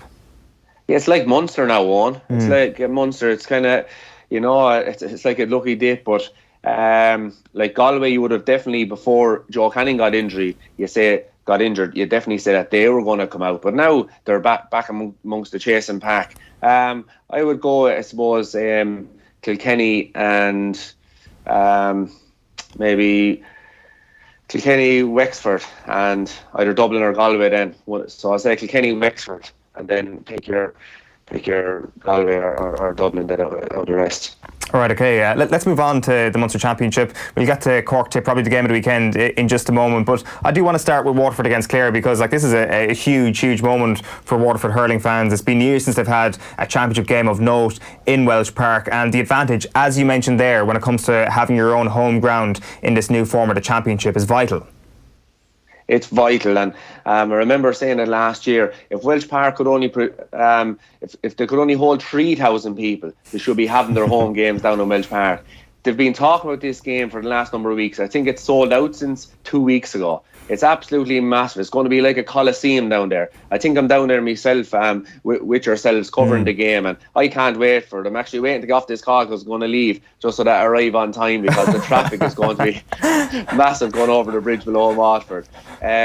Listen, and I was going through the Waterford players, it's everything. Ballygunner, go back to the club scene. Ballygunner are Munster champions. After such a long wait, after so much heartbreak in Munster, finally they got over the Munster final hurdle. Now you have all these guys with Munster say minor medals, under 21 medals, All Ireland minor, All Ireland under 21 medals in their back pockets. This team excites Waterford. They're they're putting up huge scores in the league. So they're really behind them. Derek McGrath has put in, like Pat Gilroy with Dublin, he has put in huge foundations in this team. The culture in Waterford is massive at the moment. They're all living, breathing hurling at the moment. And then just go through their individual players. Do they have the X-Factor players? They do. They have the Tighes. They have the Ozzie Gleesons. They have the Jamie Barnes, the two Bennett brothers up front, Paddy O'Matney. The names just roll off the tongue, Eoin. So it's such an exciting time for Waterford. And to get them, like last year, we all know they had no home game. They were playing their home games up in Thurles. I think they played a home game in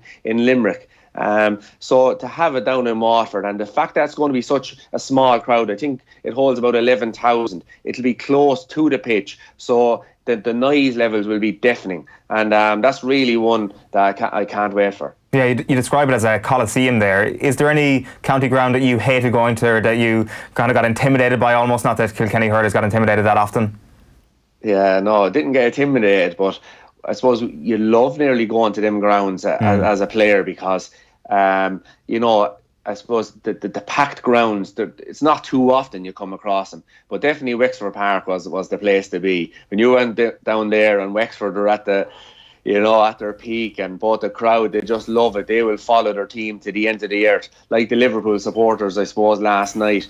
You hear the chanting and you'd love to be part of it. Well, we were often part of games down in Wexford Park where it was just magical, and it's even after improving now with this round robin series. So I think Wexford supporters down in Wexford Park, I don't think you could meet any better than that. No, I've definitely heard that as well from people in your position. Just before we wrap up on this game, Tommy, you mentioned the league there, it's kind of hard to read into a lot of what happened in the league because of the new format, and there wasn't a huge incentive, particularly with no relegation at stake essentially. But when it comes to Waterford, in terms of what you've seen in terms of the Pádraig Fanning style, how big a departure is it from the Derek McGrath style, and is it a style that can take them back to the All-Ireland final?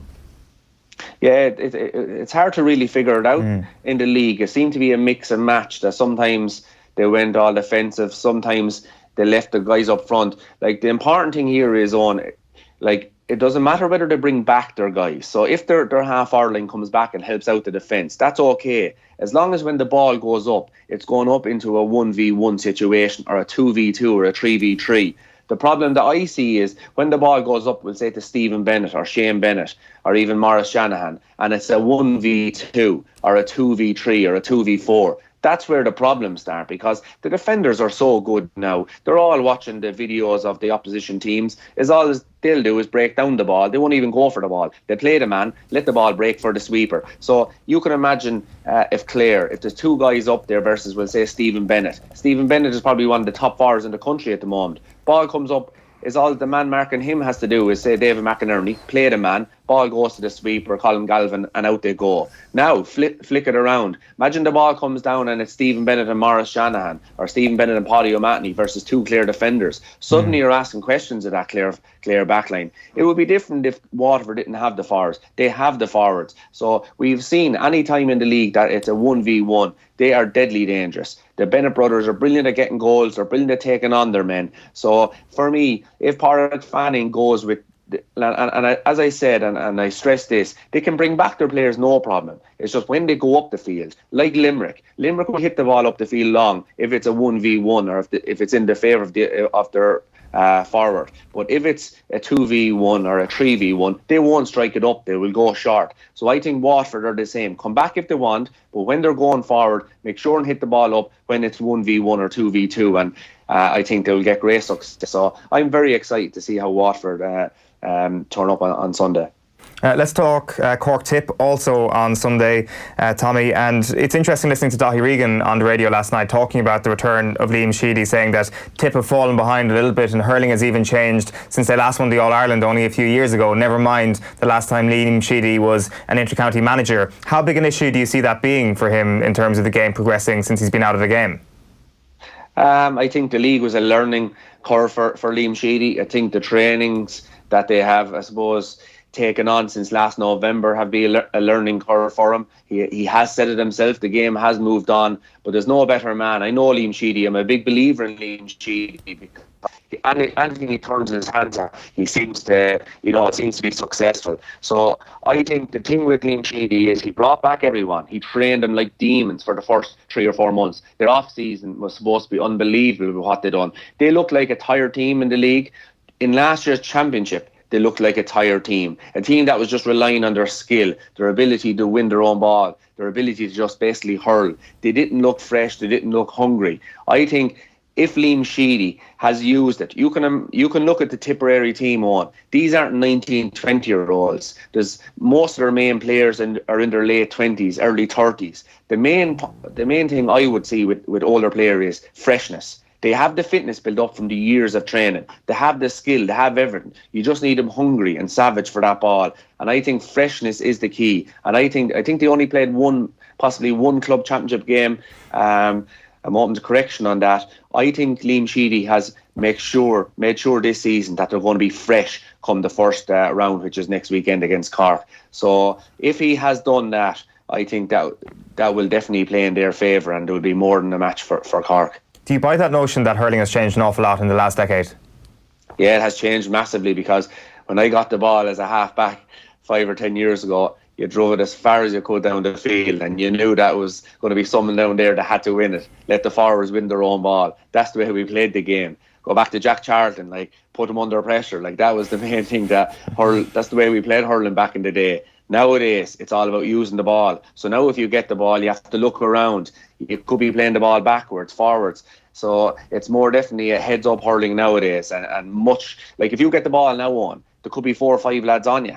So it's much tougher, I'd say, for a small player, maybe a player that isn't terribly fast, that when you get the ball, there's 3 or 4 lads around you. After spending 5, 6, 7 years in the weight room, they're massive, they're physical. How do you get past them? So I think hurling has definitely changed. And, and I think if you go look at the All-Ireland champions, though, for the last number of years, it's still the teams that are winning their own ball. It's still the teams that are attacking, that are pushing their players up. They're still the teams that are winning come the end of the year. So while it has changed, it's still all about putting the ball over the bar at the other end of the field. You go to Kenny in the soccer, you can park the bus. You look at Jose Mourinho and Inter Milan versus Barcelona a number of years ago. I think they won maybe 3-1 or that over in Inter, over in Italy. That to go to, I think, the new camp, and they just parked the bus and got through to a Champions League final. I don't think you can do that in hurling on, because you're inviting.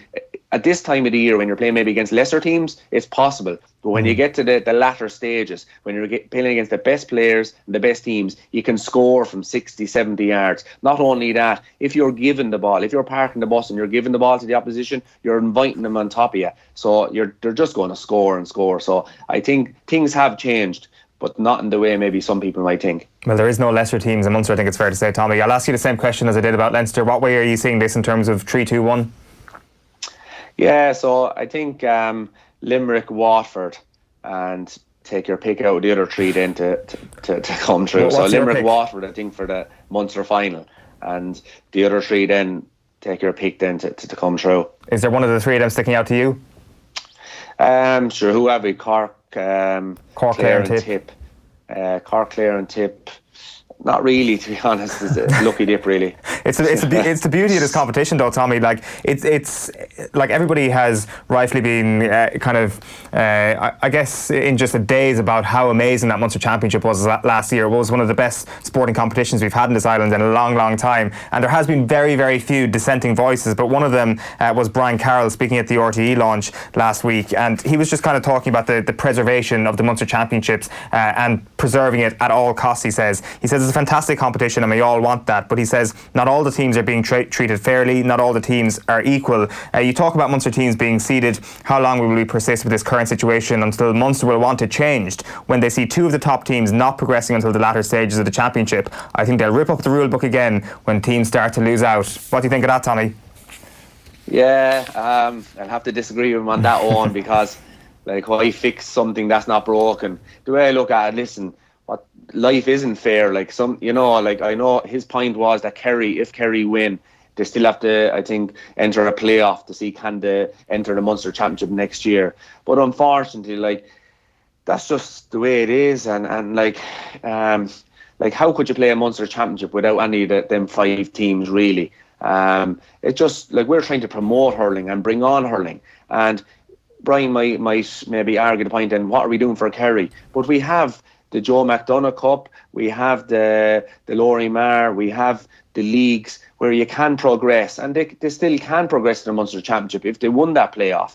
So I think hurling, we're doing everything we can to promote hurling. Like we see in the football, you go out into the football championships and there's so many lopsided games. You don't see that in hurling since the new structures came in. And you seen what enjoyment Carlo took out of winning the Joe McDonagh Cup last year. You take the enjoyment that the likes of Antrim and Kerry got out of winning the Christy Ring Cup over the years.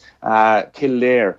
These guys, when they win a title in Croke Park, I think it's all about playing against teams of equal measure. What's the point in going out and playing teams that you're going to get beaten by 10, 15, 20 points? And I think the current structure is brilliant, and the fact that Carlo, they won, right, last year, the Joe McDonagh Cup. They go up into the Leinster Championship. If they start producing competitive performances, well then it'll be brilliant and they will have got a lot out of it. Say if they start getting hammerings in the Leinster Championship, well next year they're back down to Joe McDonagh. So I think it's a win-win. If they're good enough, they get to stay in the championship and enjoy it and promote hurling in their county. If not, they go back and they can do the same thing. You go back to the clubs around the country on. You have senior, you have intermediate, and you have junior and junior A and that. Everybody in their own championship has a chance of winning it. And when you go back training in January, so many teams, so many players are motivated because they can win. And I think that's what's brilliant about hurling at the moment, that you can go back and you have a great chance of winning, whether you're in the Lee McCarthy Cup, the Joe McDonagh Cup, whether you're in the Laurie Marr, the Christy Ring, Nicky Rackard. So, you look at Offaly, right?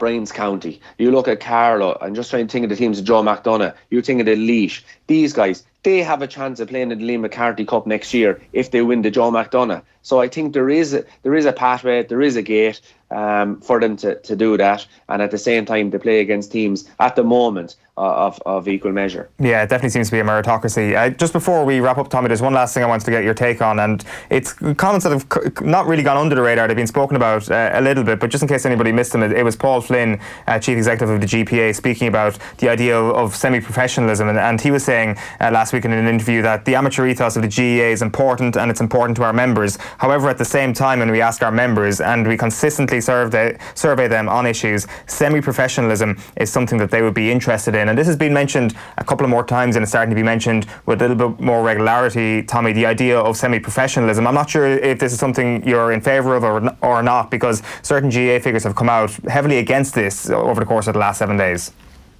Yeah, and I'd be siding on the crowd that are heavily against it. There's so many negatives outweigh the positives. I can't really see any positives that could come out of it. For example, you look at the Aussie rules. I think Sean O'Halpine spoke about it a few years ago, and he was talking about the likes of Satanta and Isaki. They went over to play Aussie rules after leaving the GA here in Cork. They get, I don't know how many years of a contract you could possibly get, but maybe a 2-year contract, a 3-year contract, possibly a 1-year contract. every year so we're looking at, if we just look at one aspect of it, let's look at the inter-county player himself, right? So what's he to gain out of it? He gets a few bob in his back pocket. If you talk to any GA player, it's all about enjoyment. It's all about what they love. They love playing for their county. They love the honour of going out in Croke Park and these things, right? But suddenly, right, we bring in semi-professionalism, where they get a few pound every week. Suddenly then, they're in maybe 1 year, 2 year contracts. The enjoyment goes out of it straight away, because suddenly, say if your contract is expiring this year, suddenly you run into maybe a few injury worries. Maybe you're running out a bit of form. Suddenly then you're worried, oh no, will my contract be extended next year? Takes out the enjoyment out of the whole sport. So I think the negatives definitely outweigh the positives. Then you have, like, in Ireland, definitely we're very much community based. We're very much, it's us against rival parishes, rival counties. Say for example, Eoin, you're from Tullaroan and you're the manager of Kilkenny. Do you bring in 3 or 4 of your Tullaroan lads, to give them a kind of a weekly wage, to give them employment? Do you drop the lads from the rival parish? There's so much conflict and so much negatives that I think could possibly come out of it. We would destroy everything that we suppose that we love about the GA. Like you take up any other, a lot of other sports and other classes, say fitness classes. You go into the gyms and these guys, €5, €7, 2 or 3 times a week. You bring your young lads down to the GA fields in Tullaroan or down in maybe Kilmiley or Clare Castle and these places. Free. You bring them in, you pay your membership at the start of the year. You drop them down 2 or 3 days a week. You go down yourself watching matches. The whole community is based around the GA club. So I think there's just be far more negatives to come out of it than any positives. And that's both for the player himself with the worry of contracts and the wider community and the bigger picture. Yeah, they're all fair points. Like, I guess when it comes to semi-professionalism, Paul Finn was kind of making the distinction between that and amateurism, that he talks about amateur athletes who represent us at the Olympics and they're in receipt of funding and they train full time. So I think that's what he kind of means by semi-professionalism. But I guess I may be kind of wrongly speaking for you here, Tommy, but do you kind of fear that is a stepping stone towards full professionalism, which obviously kind of comes with the problems that you just outlined? Yeah, it could possibly happen that it steps up into professionalism. But even look at semi-professionalism, if say, like, what happens then when they're finished? Do they have education behind? Like, say, even look at the amount of teams that would be involved. Like, it's 32 counties. Like, multiply that by 2, 64. Maybe not all of them, but say if you have 60 teams, is it possible to fund 60 teams with panels of 30 players? Then management will probably have to start being looked after. Then you have all sides of things. The county boards will probably have to go full time to be able to look after such big operations. So is it feasible? I don't think so anyway. Like, you look at the whole of the island of Ireland, like how many amateurs regarding the Olympics and the other sports are being paid, and compare that to how many would have to be paid if the GA was to turn semi-professionalism. I just don't think it's feasible. And as I said, it's the worry of what happens. Like, you think of it, you're a young lad, 20, 21 years of age. Hurling or football is the only thing in your life, and you don't really think too far into the future at that stage. I think you would probably give up your education. I think you would, if you're getting, say, €400 or €500 a week or that, or maybe 30 grand per year, I think you would give up all that because you want to just be the best in Ireland at hurling, or the best in Ireland at football. And you'd say, listen, I'll worry about my education, I'll worry about my career when I finish hurling. And sure, then you could be possibly 26, or you could be 32 or 3, and could be too late. Now, you might want a mortgage, you might want to start a family at that start. So I think just the negatives probably outweigh the positives really on. Fair point, Tommy. Listen, enjoy the hurling this weekend. I'm sure it's going to be spectacular. We'll chat to you soon. Thanks, Eoin. Thanks, Kenny. See you. Tommy Walsh there, live on the line from Kilkenny. Will you have a look at the hurling this weekend? Yeah, I might dip into it. I enjoyed listening to the conversation there. It's interesting. Obviously, total different sports. Talking about the football predominantly this morning, but just listening to Tommy talk there, that kind of same kind of passion, enthusiasm. I'm talking about the football, talking about Klopp, his enthusiasm. Loves the football, loves the players, loves everything about his sport. That kind of clearly comes across there when Tommy speaks. Particularly, he referenced the was it Waterford game? Was Waterford Clare coming up that he's going to be working on? I can't wait. I mean, how long's Tommy been out of the game? 3 years, 2 years. 3 years, yeah. Third season. But even kind of can't wait to get down there and watch the game, getting that buzz. Turning up at a game of hurling, sampling the atmosphere, and really kind of being part of it now as a spectator, obviously as opposed to a player. But yeah, still those kind of similarities. We're in a high elation after Liverpool game last night, but it's very similar emotions at play there when Tommy speaks about the sport of hurling, and interesting as well, particularly the kind of the debate in terms of the amateur, professional stroke. Semi-professional. That argument seems to be going on a long time. It's just a kind of new auction there when Paul Flynn is kind of supporting it. Obviously head of the GPA. There's a lot of weight behind it, and like ultimately it's going to be something that'll probably reach ahead eventually. It is interesting now that there are kind of two entrenched opinions here, and I'd love to see a bit of common ground there, because everybody's coming from the heart on this issue. There's no selfish motives, I don't think, when anywhere is Paul Flynn, Tommy, whoever it is, when they talk, that it's the good of the game which is driving it, even if you have opposite opinions. So I'd like to think at some point there'll be some type of middle ground compromise there, where that argument Tommy made about how it's so community based, what it means to community, the relationship between the player and his village, stroke county, you'd never want that to disappear. So if that was to remain, to be kept intact, while at the same time a little bit of leverage given in terms of the players, whether it be financial basis or whatever it is, I suppose that would be the ideal, but not easy. I would suggest, to find that kind of common ground. It's 14 minutes past 9 on this Wednesday morning. There's still tons of reaction coming in from Liverpool last night, and we are going to get more Liverpool reaction very shortly. In around 15 minutes time, Phil Thompson will join us on the line to give us his take on that incredible night at Anfield last night. Up next though, Off the Ball's resident Spurs fan John Duggan will join us right before he jets off to Amsterdam. But before that, here's Eric Donovan talking about watching Canelo after his drug ban. Paulie Malignaggi was on recently enough, and he was kind of saying, like, doping is much worse in this sport than anybody assumes, and I'm just wondering, in that context, how we feel about Alvarez right now. Is there a massive question mark over him?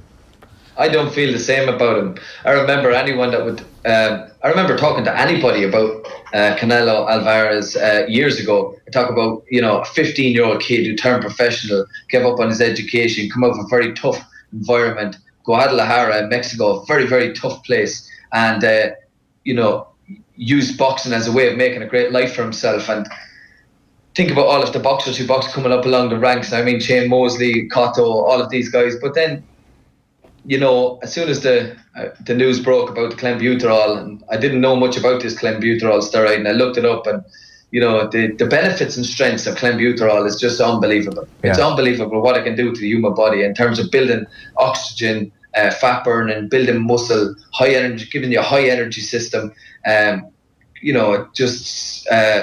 It's enough to make a killing machine, especially when it comes to boxing. And it's just a very, very dangerous kind of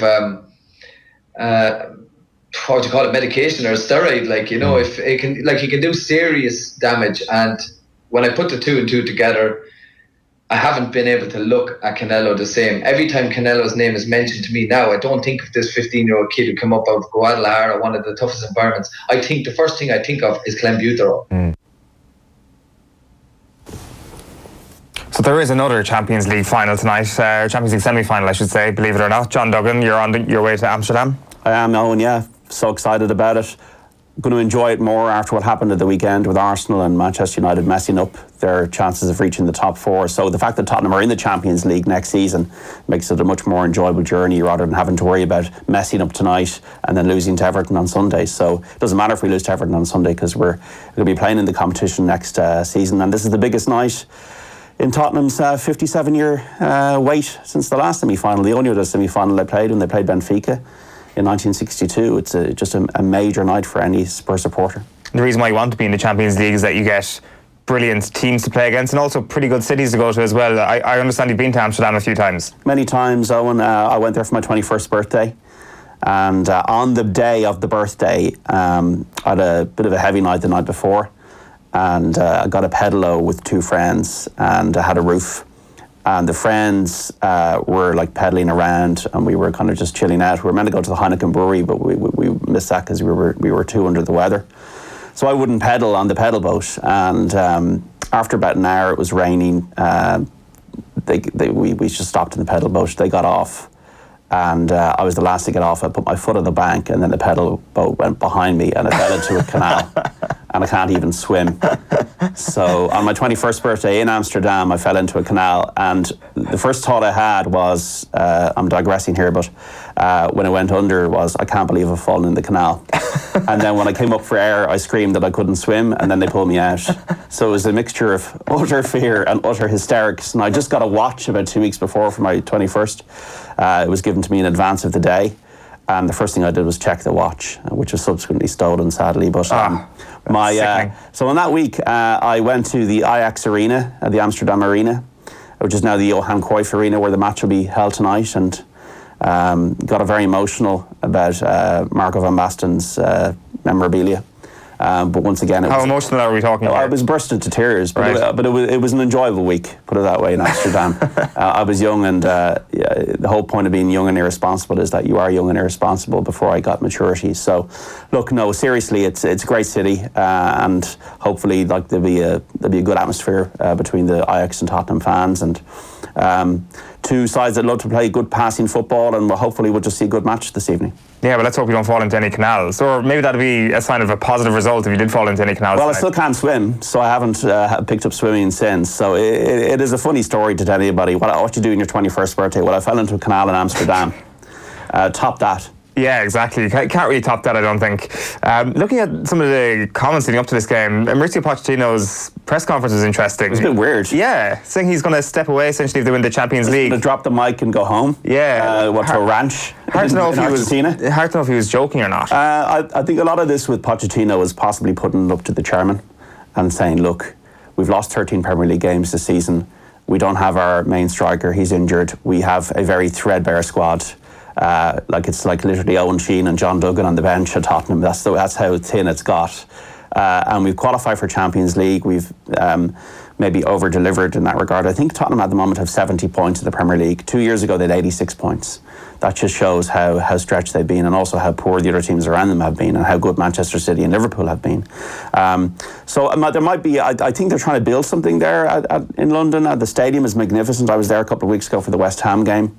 It is just state-of-the-art, first-class experience. So if they're trying to build something, maybe there's a degree of, okay, well, I'm going to maybe fly a kite here with the chairman and say, look, whatever happens in the Champions League, we need to get about 5 new players into the club. But maybe he feels that he's brought them as far as he can, because if the excuse is used that, well, the stadium has cost $1 billion and we can't spend money on players, there's not much more he can do. Like when he took over 5 years ago, the club was a bit of a mess, and he's brought them to heights really that they haven't been at since they won the double in 1961 and won the Cup Winners' Cup in '63. But as English football and world football was a very different thing back then. The European Cup in its guise back then was a knockout competition. As a Spurs fan, would this be the biggest moment of your fandom if they made the Champions League final? Absolutely, yes. I in 2000 and I think it was 2011, I was at a Champions League game, the AC Milan game, when we drew 0-0 and we qualified for the quarterfinals. And even hearing the Champions League music at the old White Hart Lane was a massive novelty. Tottenham have always been really a cup club growing up. They had, at one stage, the most FA Cups won before Arsenal and Man United surpassed them. But they were a cup team. They were a team that might finish 3rd or 4th in the league and win the cups. And they had really good passing players. Glenn Hoddle being probably the Gascoigne and Lineker and that. So no, this is uncharted territory. This is like a voyage into the unknown. This is a space exploration this evening, Eoin. This is the biggest night, and like I couldn't get a ticket for the first leg, but I've got a ticket tonight. So nice one. I'm buzzed about that. I'm just buzzed about even just the occasion of being at a Champions League semi-final, and even if Ajax do go through, because they've got that 1-0 lead, just to see a promising young team get to a final. I think Liverpool are the favourites, whatever happens. But I've been lucky enough to be at a Champions League final, Munich and Dortmund in 2013, and these are the big shows, and these are the big things. These are the things you want to be at. And to me, I think last night for any Liverpool fan, Jonathan Higgins, who works in the office here helping out. I asked him, because he's a massive Liverpool fan, were you going on Tuesday? And when I was kind of like even speaking to him, I was thinking, yeah, you got no hope, mate. Yeah. And he's there last night, and he's probably had an experience now that he'll never forget. Whether they win it or not in Madrid, Liverpool, that is just like, it's Jogo Bonito. It was the phrase used in 1982 for Brazil when they played amazing football at the World Cup and got knocked out by Italy, and probably the greatest football match of all time that I've seen. Hurling to me is a wonderful, great sport, probably my favourite sport. But when you see things like what we saw last night, that is like, you can't, like, you don't have a heart if you can't, as a sports fan, not have the shiver down your spine watching that. Regardless of, I know there's some Man United fans who are kind of a little bit upset about it, and that's part of their identity and fandom. But you can't just be overawed by the unpredictability of it. That Jorginho, Wijnaldum, and Divock Origi, neither of them know that this is going to be one of the biggest days of their careers, and I don't know what's going to happen tonight. And I'm hopeful. I've got a good feeling about it, but I don't know. Ajax could be 3-0 up. Spurs could be 2-0 up. You just don't know. And I think the Manchester City game, Owen, was evidence of that. You just said you don't know what's going to happen, but really, can you give us a prediction? Is it going to be Liverpool against Spurs? I think it is. I think Spurs rattled Ajax, Owen, in the second half of the first leg when we were awful in the first part of the game. Before everybody went crazy down in Bournemouth on Saturday, Son and Juan Foyth going spare, Tottenham had played well for the first 25-30 minutes, and they had put Mark Travers under a lot of pressure. I think what he'll do is he'll play a 4-2-3-1. He won't make the mistake of playing 5 at the back that he did the first day. So Vertonghen will play alongside Alderweireld, both formerly of Ajax, funnily enough. I think he'll play Dyer and Sissoko in the middle of the park, and then he'll look to an attacking 4. So you'll have Eriksson, Ali and Moura behind Son. I think Son's pace can trouble Ajax. And Ajax, I think there's a bit of hipsterism about Ajax. I think they've done exceptionally well on the budget. They've got no budget, and they've obviously it's been all about bringing the likes of De Ligt and Donny van de Beek into the team, and De Jong, who's going to be on his way. He came from Willem II. So it's the classic Ajax thing. It's like the 90s when they won the Cup in 95. They had a young team then, and they have a young team now. But I'm not necessarily believe that they're as good as everybody makes out. Right. And Juventus, Bayern and Real all scored in Amsterdam. So I do think Tottenham, if Tottenham turn up, and the thing is, on their day, Tottenham can beat anybody, but the problem with Tottenham is they haven't invested in the squad, and that's put them under pressure so that their best 11, on their day, the best 11 can beat anybody, but they don't have their best 11. So Dele Alli, for example, needs to turn up tonight. He's been missing. But I'm hopeful, and look, I'm just looking forward to the experience and meeting like-minded Irish Spurs fans that are out there this evening in a great city. It's going to be brilliant, John. I just know it. Very safe travels. Bring a life jacket, maybe. Those orange water wings. So. Nice one, John. We'll chat to you soon. It's great to see him back. For him, I don't like to see footballers suffering with what they do they do when they're at the best, and they enjoy it so much. And that was Shane. Shane's had a great career. He's been a Premier League footballer most of his career, and he had injuries. The goals dried up. He came to us and he got injured, had to go back. That was really upsetting for him. So to see him coming back and playing, but even more so scoring goals and playing well, that's brilliant. This might be a difficult question to answer, but when you see a player of the quality of Shane Long, who was scoring goals left, right and centre, and all of a sudden they dry up, there didn't seem to be any particular reason for it. Why does that happen, and what can you do to help bring a player back? If I knew why goal scorers stopped scoring, I'd write the manual, I'd sell it, and I would be a billionaire, because I just don't know, and I don't know why it comes back either. I've seen it happen so often where players go weeks and weeks and weeks without scoring, and suddenly they score 5 in 5. Where's it been? I haven't got a clue. So, but you must have spent years trying to figure it out, I'm assuming. Have you just accepted now this is just one of those things? I have, but in the meantime, when they're not scoring, you keep doing the same things they did prior to them scoring, and keep working with them, keep trying to put the ball in the net, keep making the runs, keep trying to lose the defenders in the box, all of those things, left foot, right foot headers, and it will come back. Mick McCarthy speaking to Maura Trassa there yesterday. We've let John Duggan go and get his flight. He's probably in the sky somewhere at the moment on his way to Amsterdam. Kenny and Phil Egan have joined us again. Phil, how are you? I'm good, yeah. Didn't sleep much last night. I'd imagine not. But just how can You're better than good. You're better than good. Come on, let it out. Let it out. In fairness, right? In here yesterday morning, you know, people were laughing at me because they were thinking Vincent Kompany's goal, that's Liverpool's season, is going to just be done in 24 hours. Vincent Kompany has effectively won the Premier League title, and Barcelona are going to finish the job against Liverpool. And Liverpool have turned it around, and now you're thinking they can salvage what has been an unbelievable season. It's even using the word salvage seems wrong because, you know, they're going to end up with at least 94 points, depending on what happens on Sunday, and now they're in their second Champions League final in a row.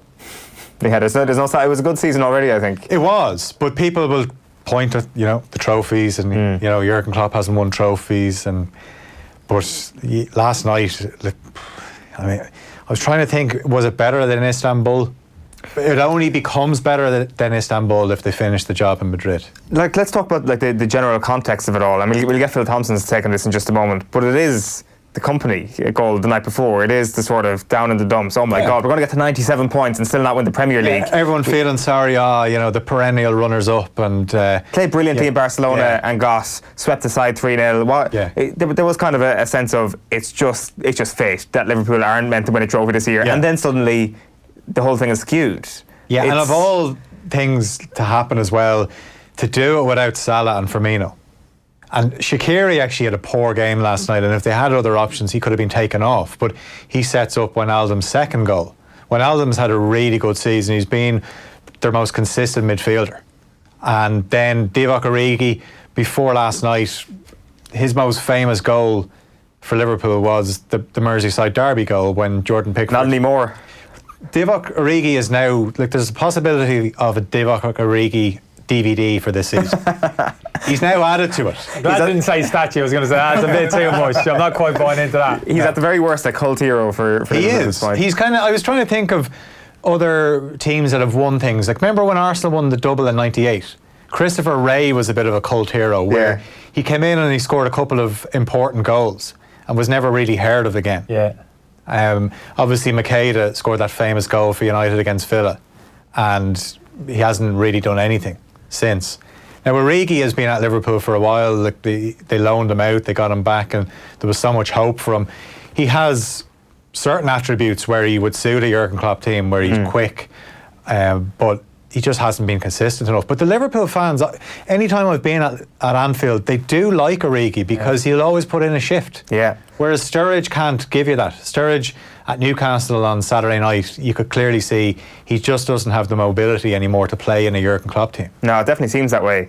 I'd imagine there's only one story in town. I think you got some post-match audio for us. Yeah, we'll get the reaction. Obviously, you know, it was an incredible night. You hear the cliche about those famous European nights at Anfield, but it's hard to think of one that can top what happened last night. 3-0 down to Barcelona, no Mo Salah, no Roberto Firmino, and 1-0 up at half-time. You just felt going into the game Liverpool needed an early goal. 7 minutes is all it took, and Divock Origi got the ball rolling when he pounced on what wasn't maybe the best goalkeeping from Ter Stegen off Jordan Henderson's shot. But 1-0 at half-time. Andy Robertson goes off. Luis Suarez made sure of that. And then Gini Wijnaldum comes on, and he's the game changer. 2 goals in the space of 122 seconds. 9 minutes into the second half, it's 3-3. Kenny, are you thinking maybe they've scored too early? Yeah, I'm thinking I'm always fascinated the mindset, the players, because very quickly they've got themselves to got something to hold level. Yeah, so again, the thought process there, I'm thinking, keep your, you know, do you floor it? Do you keep going, go chasing that goal, get that fourth goal in the next kind of 5 minutes while they're rattled, or the natural thing, which probably what happened. Let's just calm down. Let's just sit in our shade for a little 5-10 minutes. Let's just consolidate what we've done here. We're back in the game now. Almost take stock a little bit and maybe push again as the game progresses into the latter stage. But that was fascinating to see, just in terms of the mindset, because there was a little bit of a drop off a couple of minutes after. The game just died a little bit. The tempo kind of dropped somewhat before the all-important fourth goal arrived. Yeah, because at that stage as well, Liverpool players could be thinking, we might have extra time here. we got to leave something in exactly. the tank here. I mean, all of those conflicting emotions, thoughts are going through your head. Yeah, it's fascinating. And then 11 minutes from time, Trent Alexander-Arnold, who didn't play in the first leg, and he's been left out of big games. He's only 20. He comes in, and what he can do with the ball. There was a ball that he pinged out to James Milner in the second half last night. It was unbelievable. But that quick thinking, where looks like he's going to take a short one to Shaqiri, and Liverpool's corners actually last night were pretty poor. Barcelona nearly scored off a couple of them on the break, but he sees the Barca players napping, sets it up. Origi, not an easy finish, puts it in 4-3, and after the game, obviously, the Liverpool players are down at the cop end. They join in with the rendition of You'll Never Walk Alone. Captain Jordan Henderson says they gave it absolutely everything.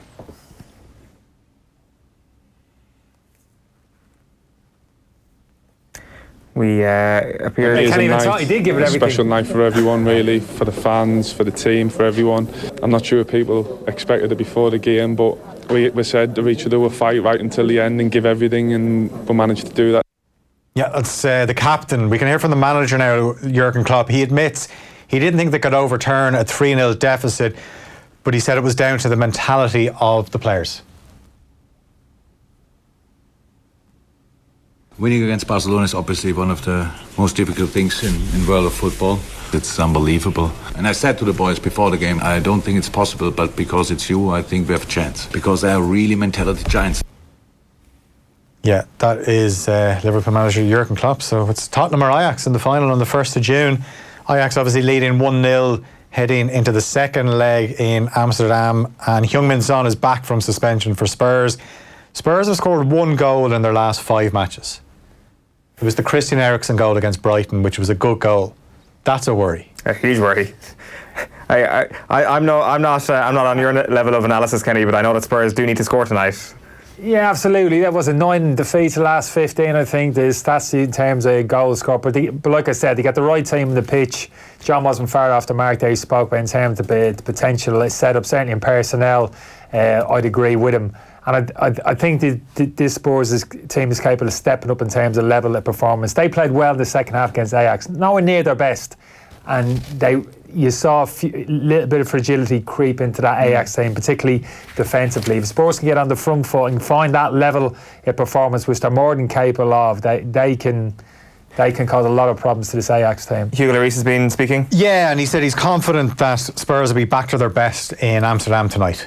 Try to find the right energy, try to put intensity in our performance, try to learn from the first leg, because we didn't make the game that we expected and we wanted, and we were very sad after our performance. Yeah, that's Hugo Lloris speaking ahead of tonight's semi-final, second leg in the Champions League. Phil Thompson, good morning to you. Oh, good very morning. Good very, very morning. Oh, my goodness. How does it feel? Oh, my. Oh, it feels absolutely incredible, emotional. Absolutely. There's just something happens at Anfield, something that you cannot explain. And it happens so often, it's not luck. It's the power of Anfield. It becomes the magic kingdom of football. Absolutely. Honestly, I just... It's so difficult to sort of go around and say what you experienced last night. I've experienced some wonderful times playing at Anfield and watching. But this must rank, if we do win the Champions League, it'll be the greatest ever football match Anfield has ever seen. I think it's hard, even in the context of last night alone and the tie alone, and we were just speaking about there the week as a standalone thing, the roller coaster of going from Monday night, of that Vincent Kompany, that strike, that unbelievable strike, which seemed to just kind of stick a dagger through the hearts of Liverpool fans, because that was it, that was the season done, because you were 3-0 down to Barcelona. This was supposed to be an afterthought. This was supposed to be pride. This was supposed to be, an opportunity for players like Divock Origi to perhaps save their Liverpool career or put in a good performance in a losing cause. And we're here this morning, and really, I'm stuck for words as well, Phil. It's one of the most astonishing football turnarounds we've ever seen. One of the most astonishing sporting turnarounds we've ever seen. Absolutely, but I spoke to Ivan. When was it now? My goodness. And obviously Ivan gloating over the goal by Vincent Kompany. He was a wonderful player, absolutely wonderful player. But I said to him, you have to believe. And that's what you have to do. And then no matter which football team, you have to believe that you can do it. If not, you keep your players in the dressing room, you give it up. You have to believe. And when you're such a place as it is of Liverpool, and I said to Ivan, I said, these players who are coming into the side, instead of Mo Salah, instead of Roberto Firmino, it's a wonderful opportunity for them. Kenny will know that. Sometimes you're out and you can't get... And that chance, when it comes, you have to be primed. You have to be ready always as a professional. And Divock Origi, even Gini Wijnaldum, who didn't start the game, comes on, proves a point that you have to have the players already. So it opened up a wonderful door for some players. And it was just, with the power of the fans, you could hear it yourself. But as you just explained, it's football. What has gone on from Saturday night at Newcastle, then to Vincent Kompany's goal, then you're just dreaming that it might actually happen. And you just have to have that belief. As Jürgen said then, he gave the players the belief. He trusted the players that they could actually deliver something which a lot of people was not. A lot of people went along to Anfield just to watch. People I've spoke to this morning, I was getting a plane this morning and they said, we actually went. We thought the game was up. We actually thought we just need to go and see Lionel Messi. But we actually witnessed something which we'll remember for the rest of our lives. Phil, just in regards to what you're talking about, that you played in some great Liverpool sides yourself, some wonderful individual players, but also some great teams were seemed as if they're very much together, a very tight group of players who kind of understood each other, worked hard for each other, kind of died for each other. That was kind of synonymous with Liverpool teams of the past, as much as the individual quality of the players who played at Anfield.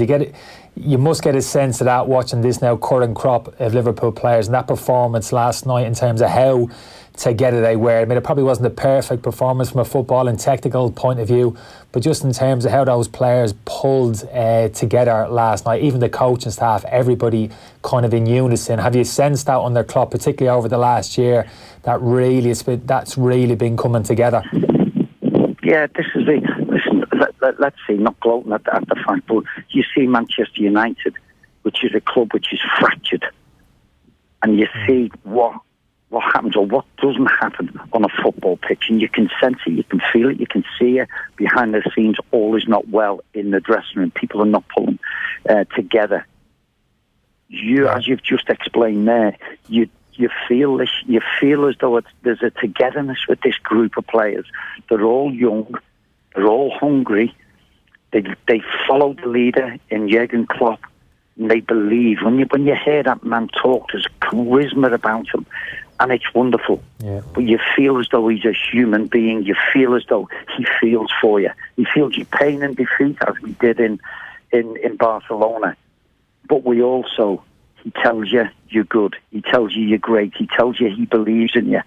And that goes out there. And I think he's brought this togetherness with this squad.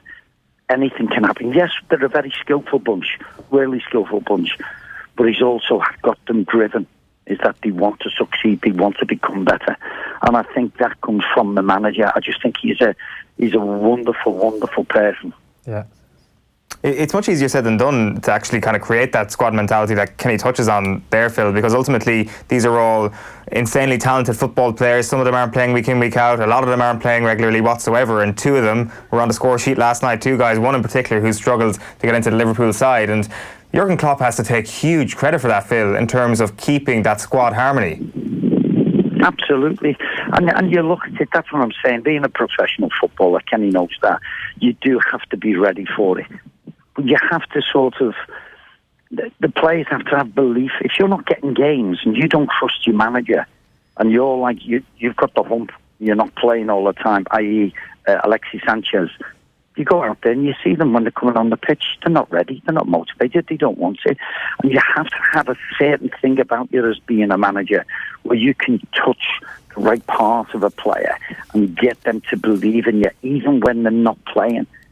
Be ready. Be ready, your chance will come. And that's what you have to do. And it's difficult for Daniel Sturridge as well. You know, when Daniel come on, and he was Shaqiri, who's not had much of a look in. The guys were ready to produce.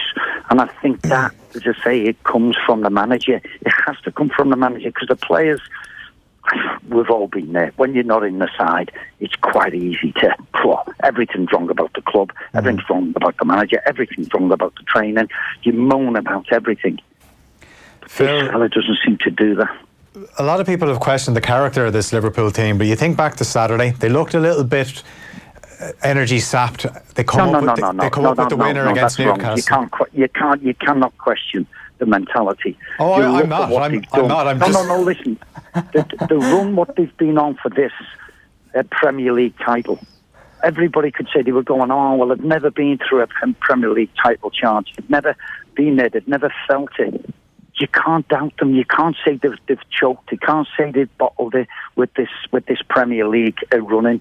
It's two wonderful teams, and there's nothing there why you think or doubt absolute any of them. The mentality to go through this